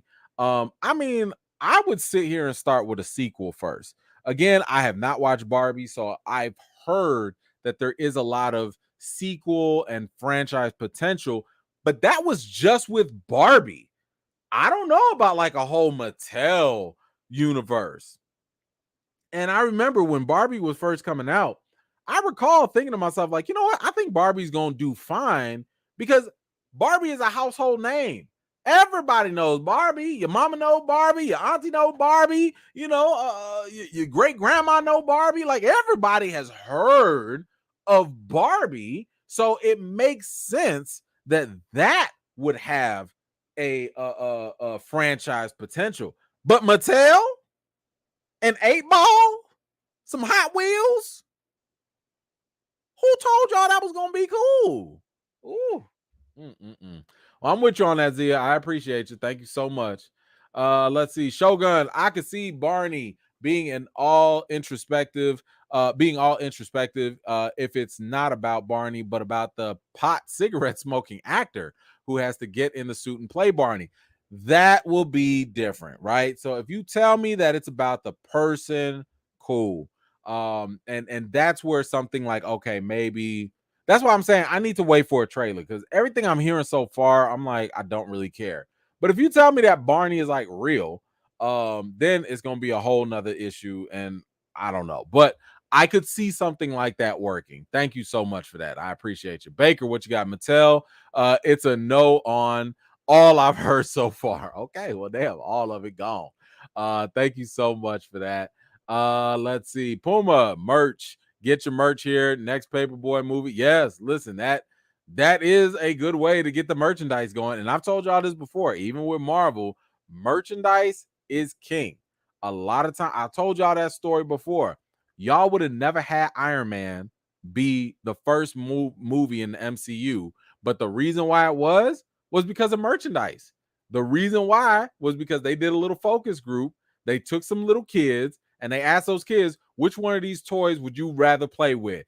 Iron Man, Captain America, or Thor? And they was like, Iron Man. And the studio execs was like, well, looks like that's going to be our next movie. So that's how, merchandise is king. Like, it does wonders. So you're not wrong. Mo, what you got? No, Mo, I don't know what happened to your comment, but thank you so much for the contribution. I really appreciate it. No, back to another Mo. Thank you so much. Let's see. They should build the Barbie universe to Barbie series versus Small Soldiers. That would be interesting. I'd be down for that. I remember I like Small Soldiers. I like that. All right, let's move on. actually, now we can get to the real MCU. Okay. Now let's talk about, is it time to reboot? Now, I have been on record by telling y'all for a long time that Marvel does not reboot. In the comics, Marvel does not reboot. And when I say reboot, there are two types of reboots. There's a hard reboot, and then there's a soft reboot. And I've told y'all this back when there was all this talk about T'Challa and recast and all that. And people were like, well, all Marvel has to do is just reboot. Just wait until T'Challa comes back when they reboot. And I'm like, Marvel does not reboot. They don't do what you think that you're talking about that other studios have done. Studios like, let's say, Sony reboots. What do I mean by that? You had Tobey Maguire as Spider-Man, then they reboot, they wiped it all away, started over, and that's how you got Andrew Garfield. That's a hard reboot. DC been hard rebooting all their life. Okay, DC's always hard rebooting. That's why you got all them different Batman and all these different Superman and all. It's always a reboot happening. But Marvel has not been, and even in the comics, they don't really reboot. Marvel does soft reboots. Now, what does that mean? What's the difference? Rather than completely wiping things clean, what Marvel will do, they'll take something and they'll be like, all right, maybe we deal with the multiverse and maybe we jump to another universe, or maybe we do some other storyline and we start a new storyline, but it doesn't erase all the stuff that happened. So they still continue, but they just change direction just a little bit, but they don't stop and start over. Okay, that's the difference. So now we actually had another creator in the Arrowverse, CW's Arrowverse. He weighed in and he believed that, man, Marvel should reboot the MCU, prune the tree. So this is coming from Mark Guggenheim. He said here, he explained that he agrees that with current Disney CEO Bob Iger, that Marvel Studios needs to slow down its content production, adding that he believes the MCU is due for a Crisis on Infinite Earths-like event that can reduce the number of plot threads. Each of these movies in phase 1 through 3, they all stood on their own. Look, I get it. I think, honestly, what the Marvel Cinematic Universe is going through right now is the same discovery that Marvel Print Universe and DC Print Universe also went through. Now, let me just pause for a second and comment on that. He's absolutely right. And I've told y'all that this was the case as well. For a lot of people, I've told y'all, when Marvel started in the pandemic, okay, before the pandemic, during phase 1 through 3, Marvel constantly was doing one movie at a time. What was the benefit of that? They had time to sit there, look at it. Yes, they made mistakes, but then they can look from that mistake, adjust, and really make sure certain things came out fine, right? But when the pandemic hit, all of a sudden, all the shift and all the focus was on streaming. What did that mean? They wanted movies to come out to streaming faster or same day and same date, just like we saw with Black Widow. They wanted more Disney Plus content. They wanted the Disney Plus streaming shows. They wanted more people to go back to streaming because they thought that's where the money resided. Now, to date, Disney Plus is still not profitable. It took Netflix, who was already ahead of the curve, damn near 10 years to finally get profitable, and they didn't have movies going to the theaters like that. So it took Netflix 10 years to get to that point, and Disney Plus was like, yo, we gonna try this right now. Now, the bad part of this, right? It was cool for us as consumers because we were sitting here like, oh man, we stuck in the house. We need something to watch. All right, cool. We got WandaVision. Yo, we got Black Widow. Then we got Loki. All right, we got Falcon and Winter Soldier. Okay, cool.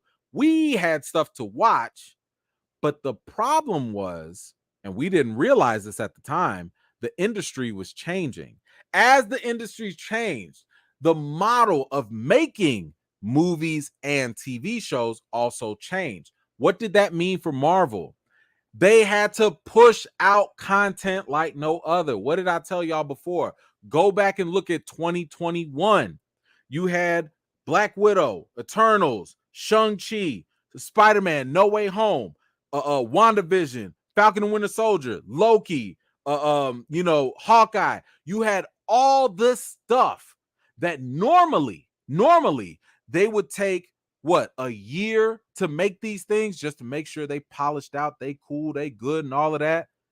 It took all that time, and they chucked out 8 pieces of content in less than a year or two. That's a lot. And by the way, we're going to talk about Secret Invasion. Secret Invasion was also being cooked and made during that process while they were making all those 8 different types of things. So they was making movies, and they was making TV shows, and they were making stuff for the future. And I told y'all, a lot of stuff that we're getting today is a byproduct of the stuff they made 2-something years ago. We are just catching up to that now. And this is one of the reasons why, if they made a bad decision 2 years ago, guess what? We're going to see the ramifications of those bad decisions 2 years later, which is today. That's why all of Phase 4 that's been mid is because of past decisions that were made. So this is another reason why I've told y'all, I'm not looking forward to Marvel picking up their step and regaining themselves until 2025 or later. It's going to take a while, because it was not until last year or a couple months ago that Bob Iger came out and was like, all right, look, we've been messing up. We need to slow down. We need to let things cook, because we out here microwaving stuff and giving y'all McDonald's when we really need to go back in the kitchen and put them suckers in the slow cooker and let them just sizzle for a little bit. Let them simmer, okay? Let the pot boil for a little. Let that thing just cook. Kevin Feige out here running like a chicken with his head cut off because he's not around to do the quality control and make sure everything is on point. That's why there was like a bottleneck situation, and all these things, the quality started to diminish. Now, if y'all notice, the shows that really did well, the movies that really did well, Kevin Feige was on that. Spider-Man No Way Home, ain't no way you about to let some little producer do that. Kevin Feige gonna take his time with some Spider-Man now. But all them other projects we got, other producers did it, and if anything, that shows you, sorry, Marvel, that's not gonna work in the future. So I just think that if Kevin Feige ever get fired one day and Marvel's left with these producers, Marvel finna be trash. Marvel finna be trashy, trash. Okay, because y'all cannot handle not having Kevin Feige at his full attention on every problem. Now, by the way, this is still Kevin Feige's fault too. Okay, you still the boss now, but one way or another, this was not going to work. So my man was right here about this, that Bob Iger was right. Marvel had to slow down. They needed to. They were doing way too much, way too fast. The quality control was a pipe dream. It was just not realistic at all. Now, let's get back to it. He says here, which I think of these universes like ships. The longer a ship sails, the more barnacles get attached to its hull, the more that weighs down the ship, and the more it affects how fast the ship can move through the water. He goes on to say here, my guess is that they are building up with Phase 4 is Secret Wars, that they've announced it's not Secret Wars of the 1980s, it's Jonathan Hickman's Secret Wars, which basically was sort of like a reset for the Marvel Universe. All right. So I do think that he is somewhat on point with this, that Phase 4 is, of course, building up to Secret Wars. And we already know that Avengers Secret Wars has already been announced. Now, for those of you that have not read the comics, the 1980s version of Secret Wars, it was pretty much like a fan service comic event. It was basically like you had this alien that came in called the Beyonder, who was just like, yo, I'm fascinated with these whole things about heroes and villains. I want to see y'all fight. So he took all the heroes and villains, put them on different teams, and said, all right, fight.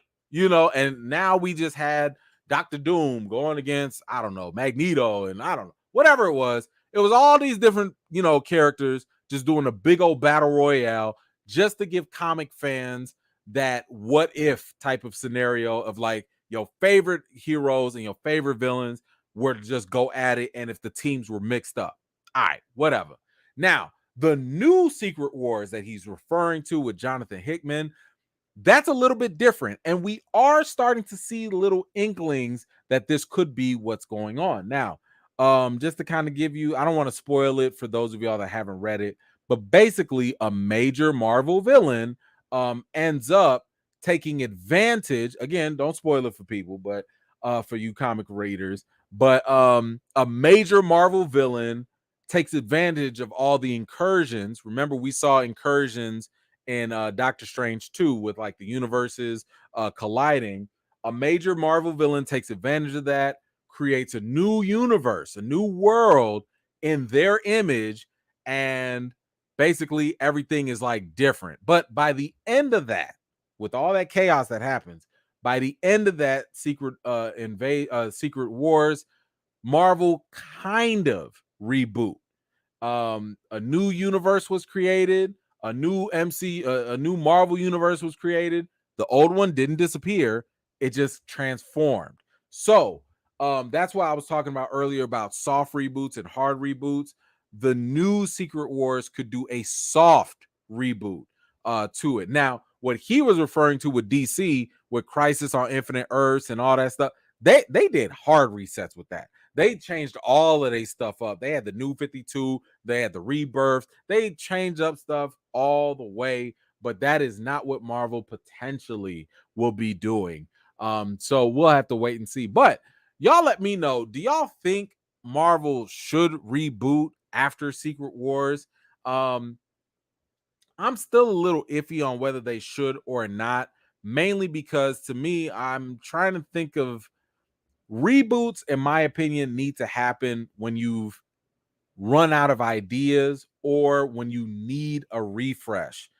One busted phase, in my opinion, is not enough to say, okay, now we got to reboot. Because phase 2 was not all that great either for some of y'all. Like for people with short memories, phase 2 of Marvel was not that great. We just weren't paying that much of attention because we didn't have that high of expectations. But I don't think Marvel needs to reboot yet. Personally, I think Marvel could reboot maybe after phase 7 if they get to that point, because I'd still like to see what they do with the X-Men. I'd still like to see what they do with the Fantastic Four and mutants and stuff. So to me, it's kind of like, why would you reboot when you haven't even used your heavy hitters yet? You haven't done it yet. So I would say like wait until you get, the Fantastic Four in there, you get the mutants in there, and then you can. But at the same time, it's not like they can't use a reboot. If they do a reboot right now, after what, so Secret Wars is probably going to be in 2026, so that's 3 years from now. What are you rebooting? Are you going to give us a new Tony Stark? Are you going to give us, like, are you going to undo all the stuff that you already built up with Captain America? Like, what does that actually mean? So there are a lot of questions, a lot of ifs and buts and whatever that can be entailed with that. Personally, I think that they should keep going until we see what they can do. And then whatever they do, if it fails, then reboot. Now you keep that reboot in your back pocket, because there's a lot of stuff y'all still haven't explored. I don't know. Y'all let me know what you think in the comments down below. If you think they should reboot, maybe they should keep it going. Whatever you think, let me know in the comments below. All right. Tyra, what you got? Magic 8 Ball movie, Black Mirror style. I'd watch. Okay. Now we talking. I will take that, especially if it's got some technology in there and some weird stuff. I'll take that. I like that. All right. Let's see. Who else do we hit? Hold on. Thank you, Tyra. I appreciate you. Rabia, thank you so much for the comment. I appreciate that as well. Let's see. Nelson, what you got? MCU can be saved if they do an incursion event between the MCU 616 and the MCU 1999, leading to Secret Wars. Now, I'm gonna tell y'all this. I've talked to sources. Don't run with this. I've talked to sources very close to the situation, and I brought that up. And they were like, you know, they kind of gave me that look like, hey. So I would not rule this out. What you just brought up right here, Nelson, I would not rule that out, because when I brought it up to people that were very close to the situation, because I asked them straight up, I was like, yo, what about this 199 and the 616? Could that happen? And they was like, hey. So maybe we'll see. Maybe we will see. Thank you so much for that. I appreciate it. All right. Moving on. Okay, now we got to get to is this it? Yeah, this is the main topic. We got our main topic now. Secret Invasion. Woo-wee. Secret Invasion. Now, let me put this up here real quick in case you have not been watching. I'm gonna let y'all know right now. Spoiler alert. Okay, you see it at the very bottom, right there. Yeah, right there. Spoiler alert. If you have not watched Secret Invasion, don't be coming in here now, because this is the time when we're gonna talk about it. If you care about spoilers, you need to leave. This is not the time, because we're gonna talk about Secret Invasion and we're about to get into it. That's your warning. Now, I think that the internet has spoiled enough about Secret Invasion to the point where if you have not been spoiled, I don't know how you missed all these things. Good on you. If you still plan on watching it, okay, go watch it. But yeah, we about to spoil it here. So shout out to y'all that don't want it spoiled and you leaving. That was your last warning. All right. So with all that said, so Secret Invasion has not gotten the best reception. Now, I want to talk about the fact that no, I don't want to talk about it yet. Let's just talk about the fact that this is not what Disney or Marvel anticipated. Because right now, Secret Invasion has set a disappointing Rotten Tomatoes record for the MCU Disney Plus shows. A record. Not a record that they won't. Rotten Tomatoes shows that episode 6, called Home, earns easily the worst average critical rating for an MCU series on Disney Plus, with a paltry 11% on the review aggregator website. Yikes. The miniseries as a whole has a 57% overall average critical rating and a 61% audience score, with the former also being the lowest for an MCU show. Here it is right now. Yikes. Actually, it went down. It's 56 and 58. Yikes. Now, let me point out a couple things here. Now, when Secret Invasion first came out, I was given, and a lot of other reviewers were given, the first 2 episodes, I think we were given out of 6. And, I get very careful with what I say about a show. And I remember specifically, I said, this show has the potential to be one of the best MCU shows if it can stick the landing. And this show did not do that. It did not do that. It did not do it at all. And one other thing that I, especially when it comes to Rotten Tomatoes, I am not one of those reviewers that you're going to see that, I try very hard not to do this. I think I've done it for maybe WandaVision, but I don't think I've done it for any other show, maybe Loki as well. But I don't like to review an entire show based off of the first couple episodes. I need to see the whole thing. And one thing that you'll notice, even while we do our, weekly breakdowns and we talk about the shows and stuff, I don't care how good a show is going so far. I need to not only see how it ends, but I also need to see how it fits for the whole series. So if I'm going to do any type of real review for a show, I need to see all of it in totality. I need to see, does the ending make me, look at the beginning any differently? What is the rewatchability of it? How does it impact the characters? How does it impact the rest of the universe? All of these different things I need to see, but I can only judge it off of the completion of the show. So y'all not gonna see me tear up a show that I haven't finished watching. I might not be interested in watching the rest, but I'm not gonna say it's a trash show if that's the case. I'm also not gonna say it's the greatest show if I only seen like 2 episodes. There's always that potential. So I say that there. The other thing I want to point out is the fact that we have to realize that Rotten Tomatoes is what it is. I've seen people try to tear up Rotten Tomatoes and be like, oh man, why are we listening to Rotten Tomatoes? Why, do people care about Rotten Tomatoes? Listen, Rotten Tomatoes is simply a snapshot of what some people think about some things. This only says 185 reviews.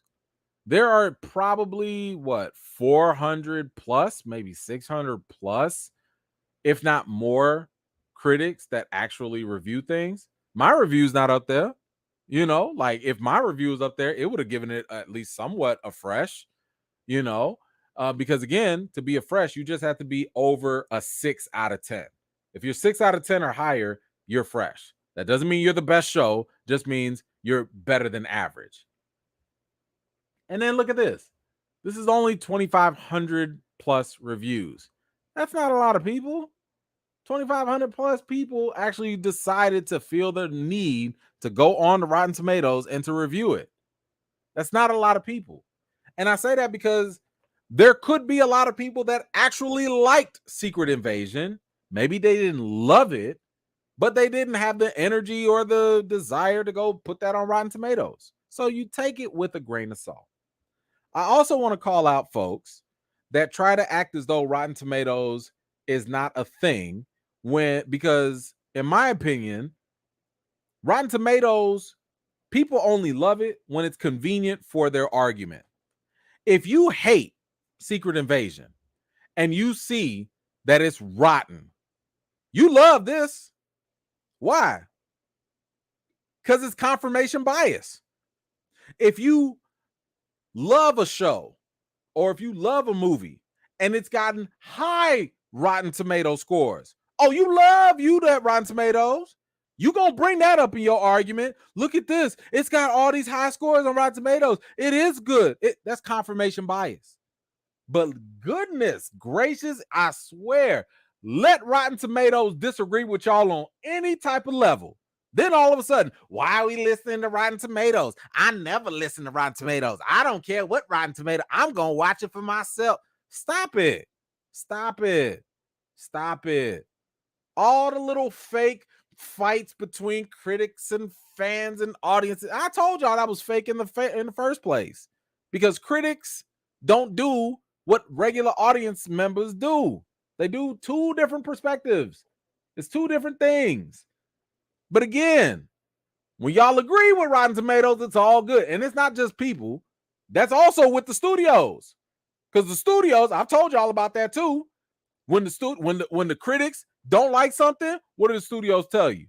Well, we made this for the fans anyway. But when the critics love something, hey y'all, look at this shiny certified tomatoes that we just got. Yeah. So again, it doesn't matter whether critics love something or hate it, or fans love it or hate it. Neither score is always going to tell the full story. Don't go off of just the critics. Don't go off of just the audience. Go off of what you like and what resonates with you, even if other people don't like it. Because here's the thing, even though I have a lot of problems with Secret Invasion, I don't agree with this score. I don't think that I don't believe for 1 second that Secret Invasion should be the lowest rated MCU show. Have y'all not seen Hawkeye? Have y'all not seen She-Hulk? Listen, I know we got our different tastes, but those shows are on the bottom for me. Are you kidding me? Secret Invasion, yes, it had its problems, but I'd watch that over Falcon and Winter Soldier. I'd watch that all over again. I would watch Secret Invasion right now before I go watch Falcon and Winter Soldier again, for sure. Definitely rewatch it before Hawkeye. I will never rewatch Hawkeye. No reason for me to watch Hawkeye. I hate Hawkeye. But that's just my opinion, right? Rotten Tomatoes ain't finna dictate what I like or don't like. That's just a reflection of some people. So just take it for what it is. Anyway, this ain't a good look for Marvel. And by the way, I've said this too. I hate that Sam Jackson is tied to this. I hate that he is tied to finally getting a show. Finally. First of all, y'all still need to put this man in Wakanda. I don't know why y'all not y'all let this man go to outer space. Y'all let this man go all over the world, but he can't go to Wakanda? Come on now. But I hate the fact that he did all this work. Let me tell you something. Sam Jackson did some work. Olivia Colman did some work. Kingsley Benadir did some work. Ben Mendelsohn, they all did work. The actors did work in Secret Invasion. Don Cheadle did work. But damn it, the writing and directing failed. Failed them. We got plot holes all over the place. We got inconsistencies that people are still arguing about. And we finna argue about some of that right now. Why y'all put this on Sam Jackson? One of Hollywood's greatest actors living right now. I hate that he has to be associated with this because the man deserves better. And this show, at least episodes 1 through 3, 4, almost could have got him there. So I hate that. I don't like that. But that's not why we want to talk about Secret Invasion. Why we really want to talk about Secret Invasion was got people all in a hizzy. And it ain't about the Skrull kissing with the sharp teeth. It ain't about clapping them green cheeks. What we really want to talk about is the reveal that happened and whether or not Rhodey's reveal ruined his character. Because a lot of people are up in a hizzy-tizzy fit. People don't know how to deal with themselves because we all sitting here trying to figure out, when did Rhodey become a Skrull? We don't know. We don't know. Kevin Feige over here talking about, man, this has been done for a long time. He's been a Skrull for a minute now. What does it mean? Okay, I don't know. So let's kind of go over some of the possibilities of when Rhodey could have been a Skrull. Now, in the show, Scrody did mention that, and by the way, nobody cares about about Ross. Nobody about Everett Ross being a Skrull. Nobody cares. Nobody cares. But Scrody mentioned that the Skrulls were made aware that to the government around 2010. And 2010 was around the time of Iron Man 2. Okay. Now, let me also mention here that the Skrulls have this new ability, because the previous ability that they had was, yeah, they could take your identity, but they only had recent memories of you. Okay. Or whatever memories you recently had. So they don't know long-term memories. However, now that they've been capturing people, now that they've been able to like really suck your whole memory out your brain and take it in, they can remember everybody's whole lifetime. So this brings a lot more stuff into question, right? So this Rhodey that's sitting here talking to Sam Jackson in what, episode 2, 3, or whatever, they were telling Nick Fury that, like, yeah, we knew about the Skrulls back in like 2010. Okay. Now, for you and me and a lot of other people, we sat here and thought, ha ha ha, Rhodey turned into a Skrull when the whole Terrence, Howard thing happened and recast. Ha ha ha. That was the reveal. Maybe that is when it happened. Okay, maybe. The other clue of when Rhodey potentially was a Skrull was in Civil War. If you recall, during the big battle, you had Vision trying to attack Falcon. He dodged out the way, and then Rhodey got hurt instead. He fell to the ground, busted up his back, right? And when that happened, he went to the hospital to get those x-rays or whatever, those CT scans, yada, yada, yada. Now, the reason why that's important is because that was the only time that we saw Rhodey in hospital gowns or scrubs or whatever in that hospital outfit. And when we jump to Secret Invasion, we see him still in those hospital garbs. Now, why is that important? Because if we stay consistent with what Secret Invasion showed us, everyone that got captured was still in the original clothes that they were captured in. So what ended up happening now was like, yo, if everybody had the same clothes on when they were captured and when their identities were stolen, and you see Rhodey still in his hospital attire and he can't walk, he started to walk and he could not walk, that implied very heavily that Rhodey was taken during Civil War. Now, what's the consequence of that?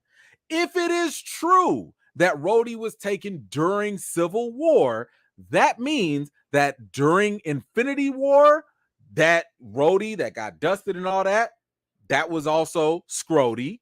That implies that during Endgame, when everyone came back, that of course Scrody or Rhodey that we thought was him, he saw Tony die, and well, there goes that. That wasn't the real Rhodey. And a lot of people have issues with that, and we're going to talk about that. We're going to talk about it. Now, here's the other counter argument. The other counter argument is, in Secret Invasion, Gravik, who led this whole, revolution or whatever, he said that basically he started his crusade after Fury left. Now, I don't know if this was when he left, when he came back during Endgame, or if he left during the 5 years, after the snap.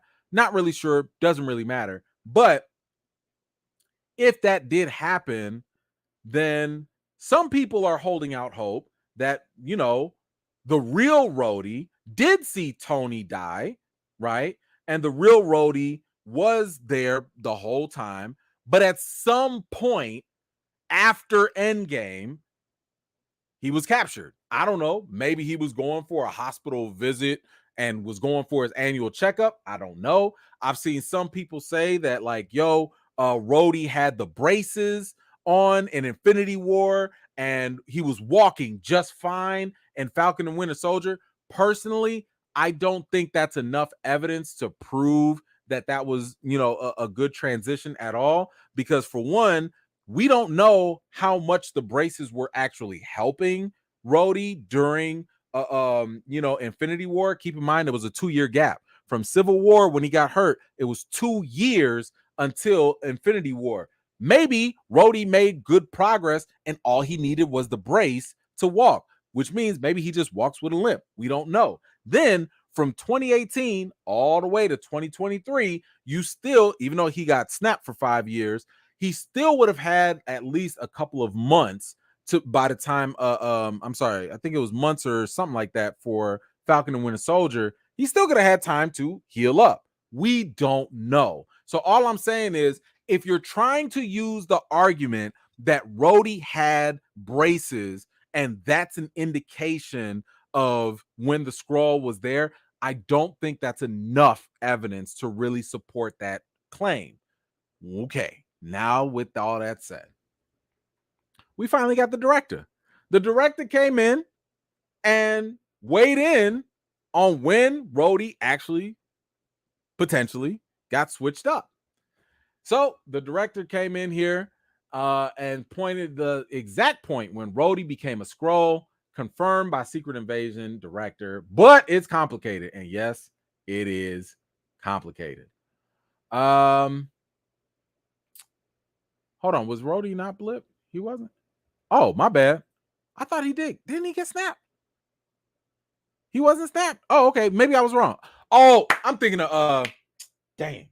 I was thinking of Falcon. He got snapped. Sorry, wrong black guy. Sorry, I made a terrible mistake. Thank you for that. I appreciate that. Okay, well, actually, that's even better. If Rhodey didn't get snapped, then that means you got a good long gap of time for this man to potentially heal up. So I don't know. We don't know what happened during the snap. Marvel apparently won't show us what happened during the snap. Anyway, whatever the case, let's move on. Thank you all for that correction. I appreciate y'all. All right, but let's see what the director had to say. Let's see. He went here and said, I think that it's gonna be a lot of fun for fans to unpack as they revisit all the Rhodey moments since the Captain America moment when he was in the hospital and to see how they felt about it. I don't know if I want to say it's definitive or not definitive, but I think Rhodey has been a Skrull a lot longer than we suspected. Okay, so in one interview, he's saying maybe it's a lot longer than just the Captain America Civil War situation. Maybe. We don't know. But thankfully, he did go on a little bit further in another interview where he got a little bit more definitive. He said, a lot of people have asked about definitively, when did Rhodey? I think his legs not working in the end of episode 6 and him being in the hospital gown points to Captain America Civil War. And from there, does it have to be definitive, or is it more fun for the audience to go back and revisit every moment, every Rhodey moment, and look at it with different lens now that they think, oh, he might have been a Skrull here or there, and make the decision for themselves, or it'll be answered in Armor Wars. Sure, maybe. I mean, I would really hope that Armor Wars would do that. The least Armor Wars could do is let us know, yo, Rhodey, what the hell you been doing? Especially if you have not been snapped. Like, what were you doing all this time? What happened to you? Did you get captured during the blip? Did you get, captured before the blip? Like, answer these questions, please. But according to the director, he's saying that it was Civil War. He's saying, as I mentioned before, the hospital gown, not being able to walk, that's when Rhodey got taken by the Skrulls. Possible. Now, this brings up the question. If it's true, let's just go with this for now, because I still don't think that that's definitive. I think that might be what they were hinting at, but it could have been the case that maybe Rhodey was taken before that. I don't know. But if that was the case, it does make you look at, let's say, and I just posted this short on my channel. It makes you look at that scene from Avengers Endgame a little bit differently. Remember when Nebula was reaching in to grab the Power Stone and all that? And then she was like, you know what? I wasn't always this way. And what did Rhodey say? Yeah, neither was I.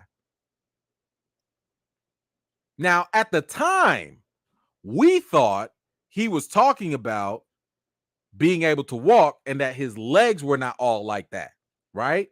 And at the time, we made fun and said, ah, ha, ha, this is Rhodey making a joke about how he wasn't this way, referencing Terrence Howard. That's what we thought, right? And it made sense at that time based off of what we knew. But now that we know potentially that Rhodey has been a Skrull for some time, when Rhodey sits here and says, I too was not always like this. And when you look at what happened in Secret Invasion and how the Skrulls had this big concern about being in their own skin, it makes more sense that was a Skrull talking. No, I was not always like a human. I used to be in my own skin. It makes more sense with that line of dialogue. Because again, why would he sit here and say, oh, well, I wasn't always like this when it comes to the legs? I mean, okay, we get it, but it makes a little bit more sense if he was a Skrull, but that's my opinion. But the other question here is, if Rhodey was a Skrull ever since, let's say, Civil War, or maybe even earlier, does this ruin his character? Thank you. Does it actually ruin his character? And there are some arguments to be made. There are. In this article, actually, it says here why Rhodey being replaced in Civil War ruins his character. It says here, regardless of when Rhodey was replaced, it sounds like he was already a Skrull towards the end of Infinity Saga. This has massive ramifications to not just his story, but Iron Man's as well, because it means that the real Rhodey has no idea that his best friend has already died. All right. So some people are under the impression that because Rhodey, the real Rhodey, did not experience Tony's death, that some way, shape, or form takes away from Rhodey's character.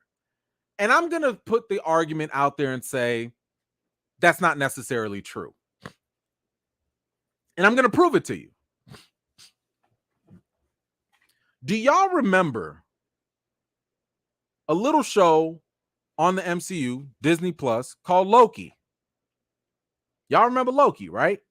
And I'm sure y'all remember what happened in Infinity War. What happened? In Loki's show, we found out that our Loki, the Loki that we've known from the very beginning, died. And he died in a stupid way, in my opinion. Getting choked out, trying to pull a dumb move on Thanos. Okay? So the real Loki died. But because of what happened in Avengers Endgame, we found out that Loki became a variant, right? A new variant of Loki came up. And guess what? That new variant of Loki is now our new Loki. Okay? Now, what did that afford us with the character? It basically said, yo, this long journey that the Loki we knew that he went down, that's done with. But we're going to go back to 2012 Loki with this variant. And what are we going to do? We're going to explore that Loki in a different direction. We're going to see that Loki experience things. We're going to see that Loki, react to things. And what happened in the Loki show? We saw this variant 2012 version of Loki watch a whole film of his life. He saw his mama die. He saw his daddy die. He saw all these things happen. And what happened? It let that man, Tom Hiddleston, cook as an actor.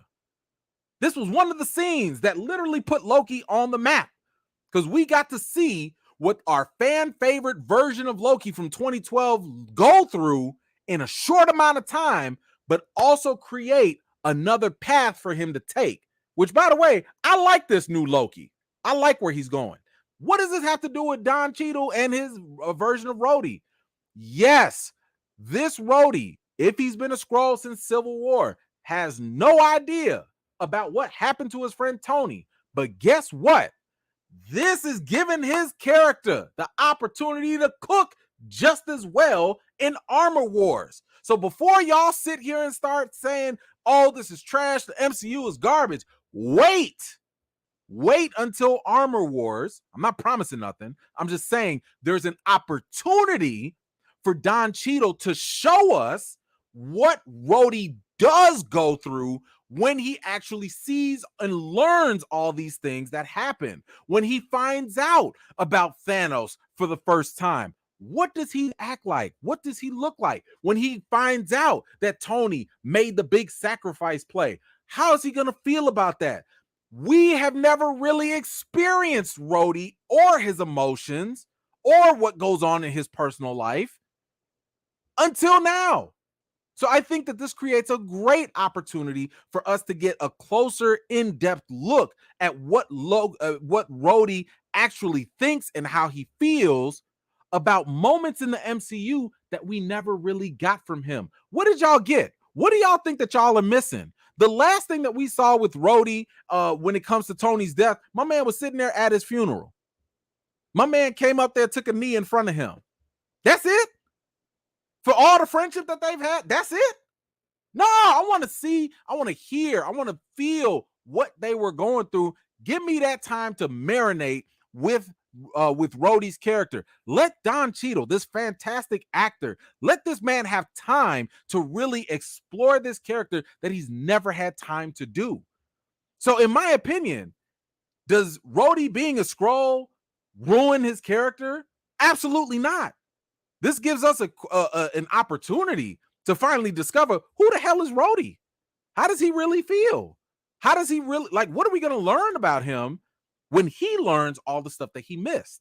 So I am actually okay with this whole Skrull reveal. I think it's going to give us an opportunity to see this character in a light that we have never had before. I feel like it's also going to give this character an opportunity to maybe build himself up in new, different ways. So I know that a lot of people don't like the fact that the rug was pulled from under them with the whole Skrull reveal with Rhodey. I totally understand that, but I'm trying to give Marvel a little bit of credit, little, that maybe y'all got some other opportunity, and I'm being very careful with my words. It's an opportunity to do something because they can still screw this up. It is possible that they can still mess this up. Armor Wars could be trash for all we know. But Armor Wars could also be another way to give us another Loki. We don't know. I trust Don Cheadle as an actor, but clearly good acting doesn't always save a show. But we'll just have to wait and see. All right. Anyway, that's my take on it. Y'all don't have to agree. Maybe y'all have different opinions. Whatever it is, y'all let me know. What did you think about the whole Skrull reveal with Rhodey? Do you like it? Do you have a better time frame as to when you think Rhodey actually was converted into a Skrull? Do you think it ruins his character? Do you think that maybe this is a great opportunity for Armor Wars? Whatever you think, let me know your thoughts in the comments down below. Y'all, that's the show. Woo, that is the show. Thank you so much for that. Now let's get to some of these questions and comments. I'm gonna clip that. I gotta clip that. Eric, what you got? Thank you so much. I told you, Eric, I was coming back. Thank you. So Marvel saying Rhodey in Endgame went to Thanos' planet, saw Thor kill him, and how that planet was empty, and didn't tell the Skrulls about that for them to have. Also, you debating Jodie corner would be epic. Y'all keep bringing up this Jodie corner. Okay. But first part of your question. So, yeah, I don't know why they wouldn't go there. Look, that planet looked fine to me, but again, as much credit as I give to Marvel, there's a lot of criticism I got to give to them too. They don't be thinking about all that stuff. Or if they do, listen, you talking about the same company that chose to never show us what happened during the blip. They have 5 years of potential stories, of potential development, and different angles that they could have taken, and they skipped that. But now you want them to do some logical things that you mentioned like that? Come on. I can't make it make sense for them. I can't. But thank you so much for that. But as for debate, listen. I don't know Jodie like that. I've only know based off of what y'all tell me. And again, I don't have no beef with nobody, so I don't want nobody to start nothing up. But I would be more than happy if it's a reasonable debate, whatever we want to talk about. I'm cool with that. You know, if the brother want to have a conversation, we can do that. I'm down. You know, if that's what y'all want. Listen, if that's what y'all want, go talk to Jody. I don't know him like that. I don't know him like that. So I'm not gonna be like, hey man, can I come on your channel and debate you? I don't know him like that, you know. But if that's something he want to do, you see the ad. Okay, you see the ad. I'm not hard to find. Thank you so much. Alejandro, what's going on? Thank you so much, brother, for the contribution. I really appreciate it.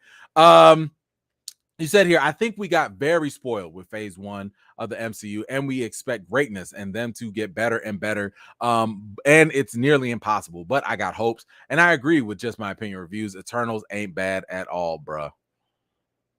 All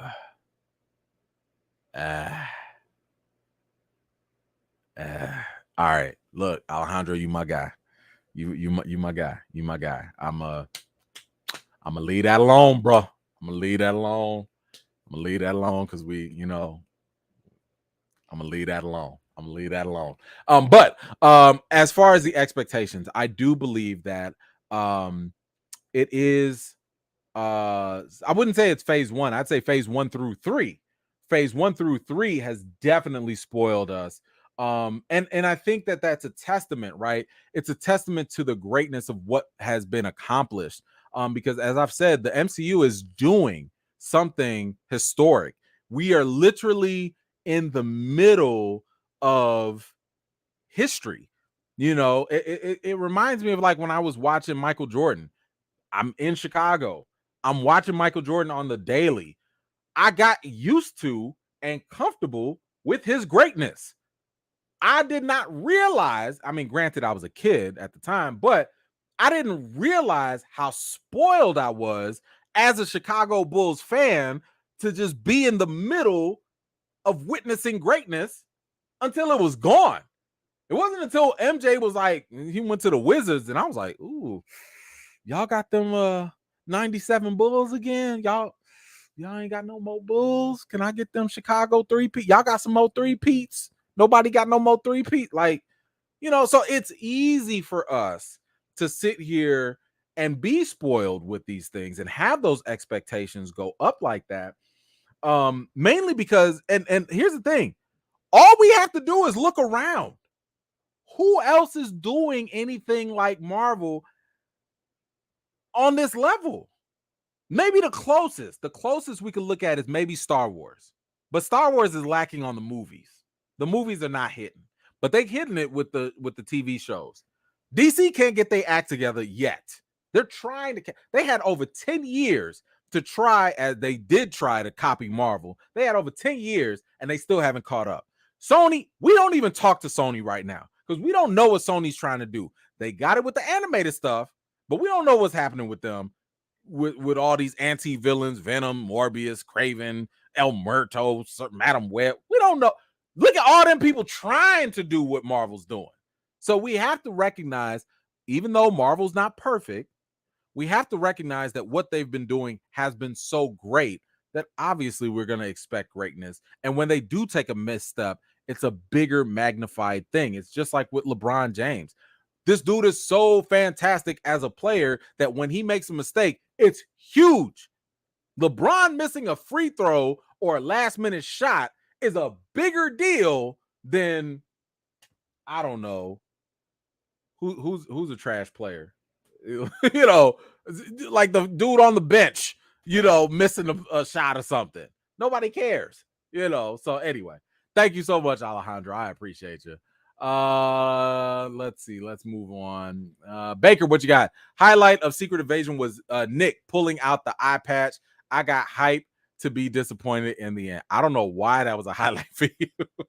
What you thought he was gonna get back on this game because he put his uniform back on? I mean, I said this on my on the recap. I was like, why did he use that whole space for one eye patch?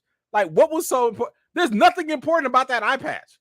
Like, I'm like, ain't no secret codes on that eye patch. Like, why do you even hide it? You could put that in your pocket somewhere. Like, what? Man, whatever. Okay, well, I don't know why that got you excited, but I'm sorry you got disappointed. JN, thank you so much. Secret Invasion should have been 10 episodes. I agree with that. First of all, they had the audacity to make the episodes short, and you gave us 6 episodes. No, that was a bad move in itself. Actually, I'm gonna post a replay clip of all the good things and the bad things from Secret Invasion, in my opinion, and my review on it. If you were there for the live, then you can catch it, but I'll repost that actually in a couple minutes.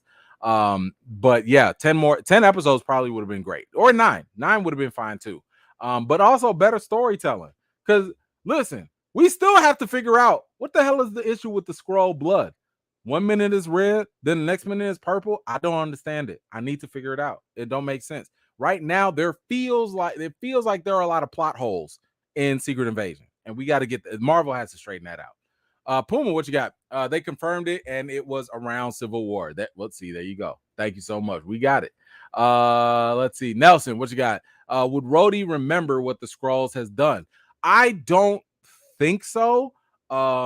But it would be interesting if we still got to see it, right? Like if we like the audience, if we still got to see when he was kidnapped, that would be cool. But I don't think he would need to remember. But I don't know. I mean, that's gonna be something for them to let us know, because I don't think we've really seen or heard from anyone that's been captured and what effect that had on them.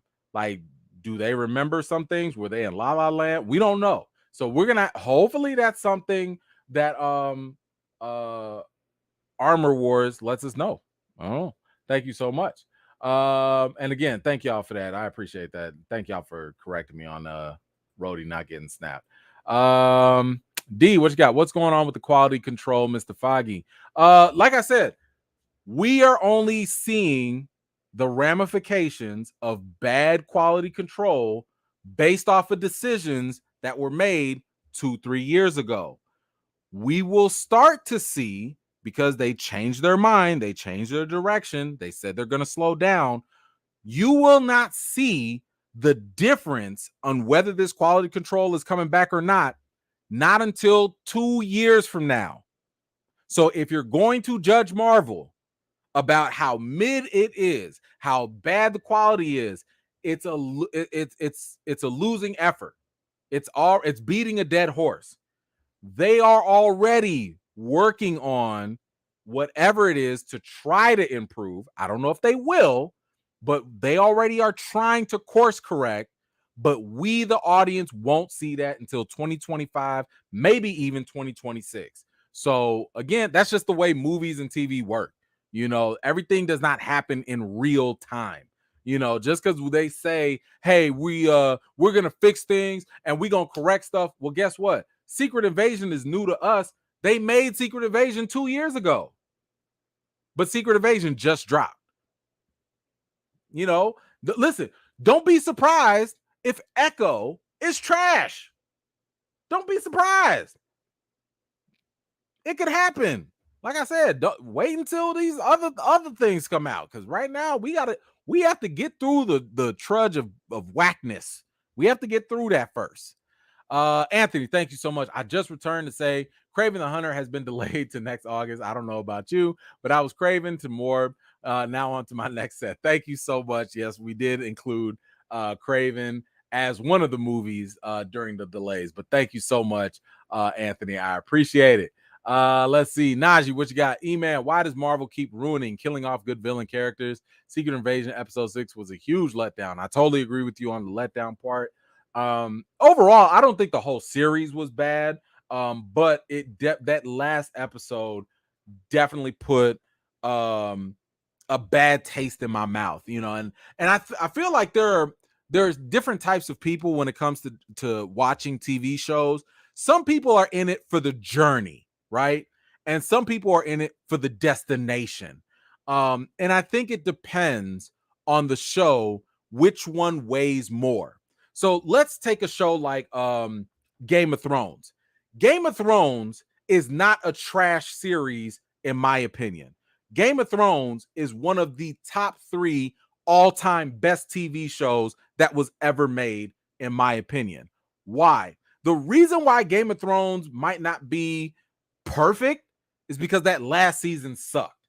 However, just because that last season was not that great, I'm not going to ignore the 7 years that show had me in a whole chokehold every single week.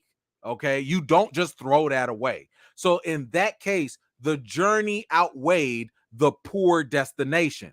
However, when you have a show like Secret Invasion, it's only 6 weeks long. That journey ain't that long.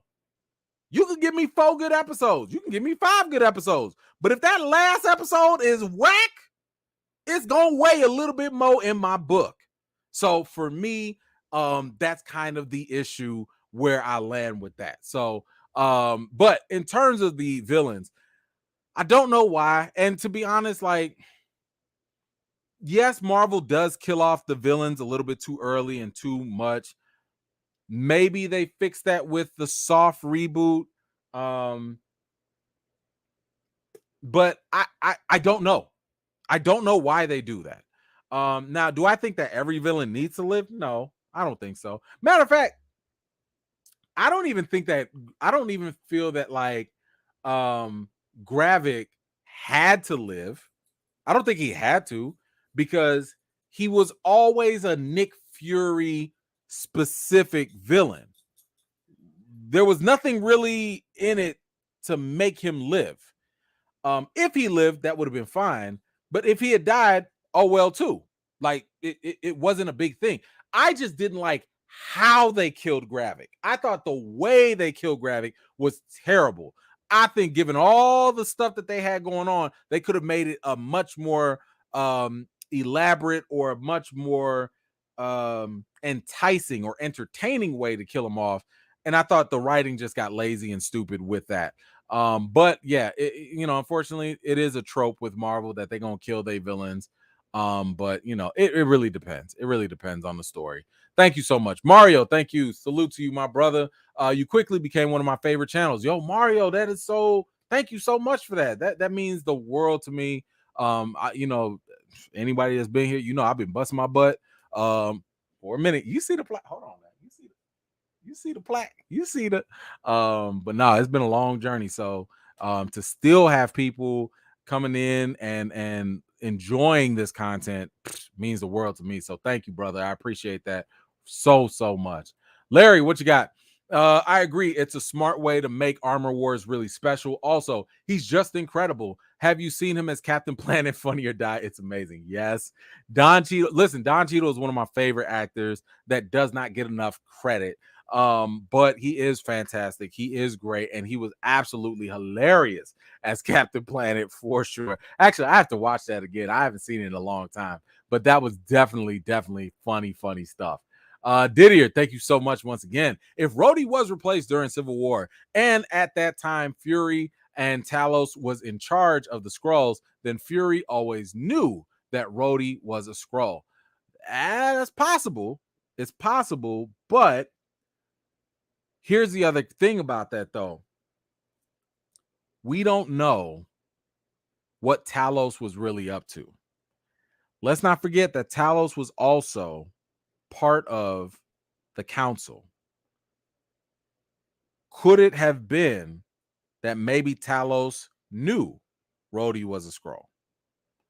I don't know if Fury knew, but maybe Talos might have known. Maybe.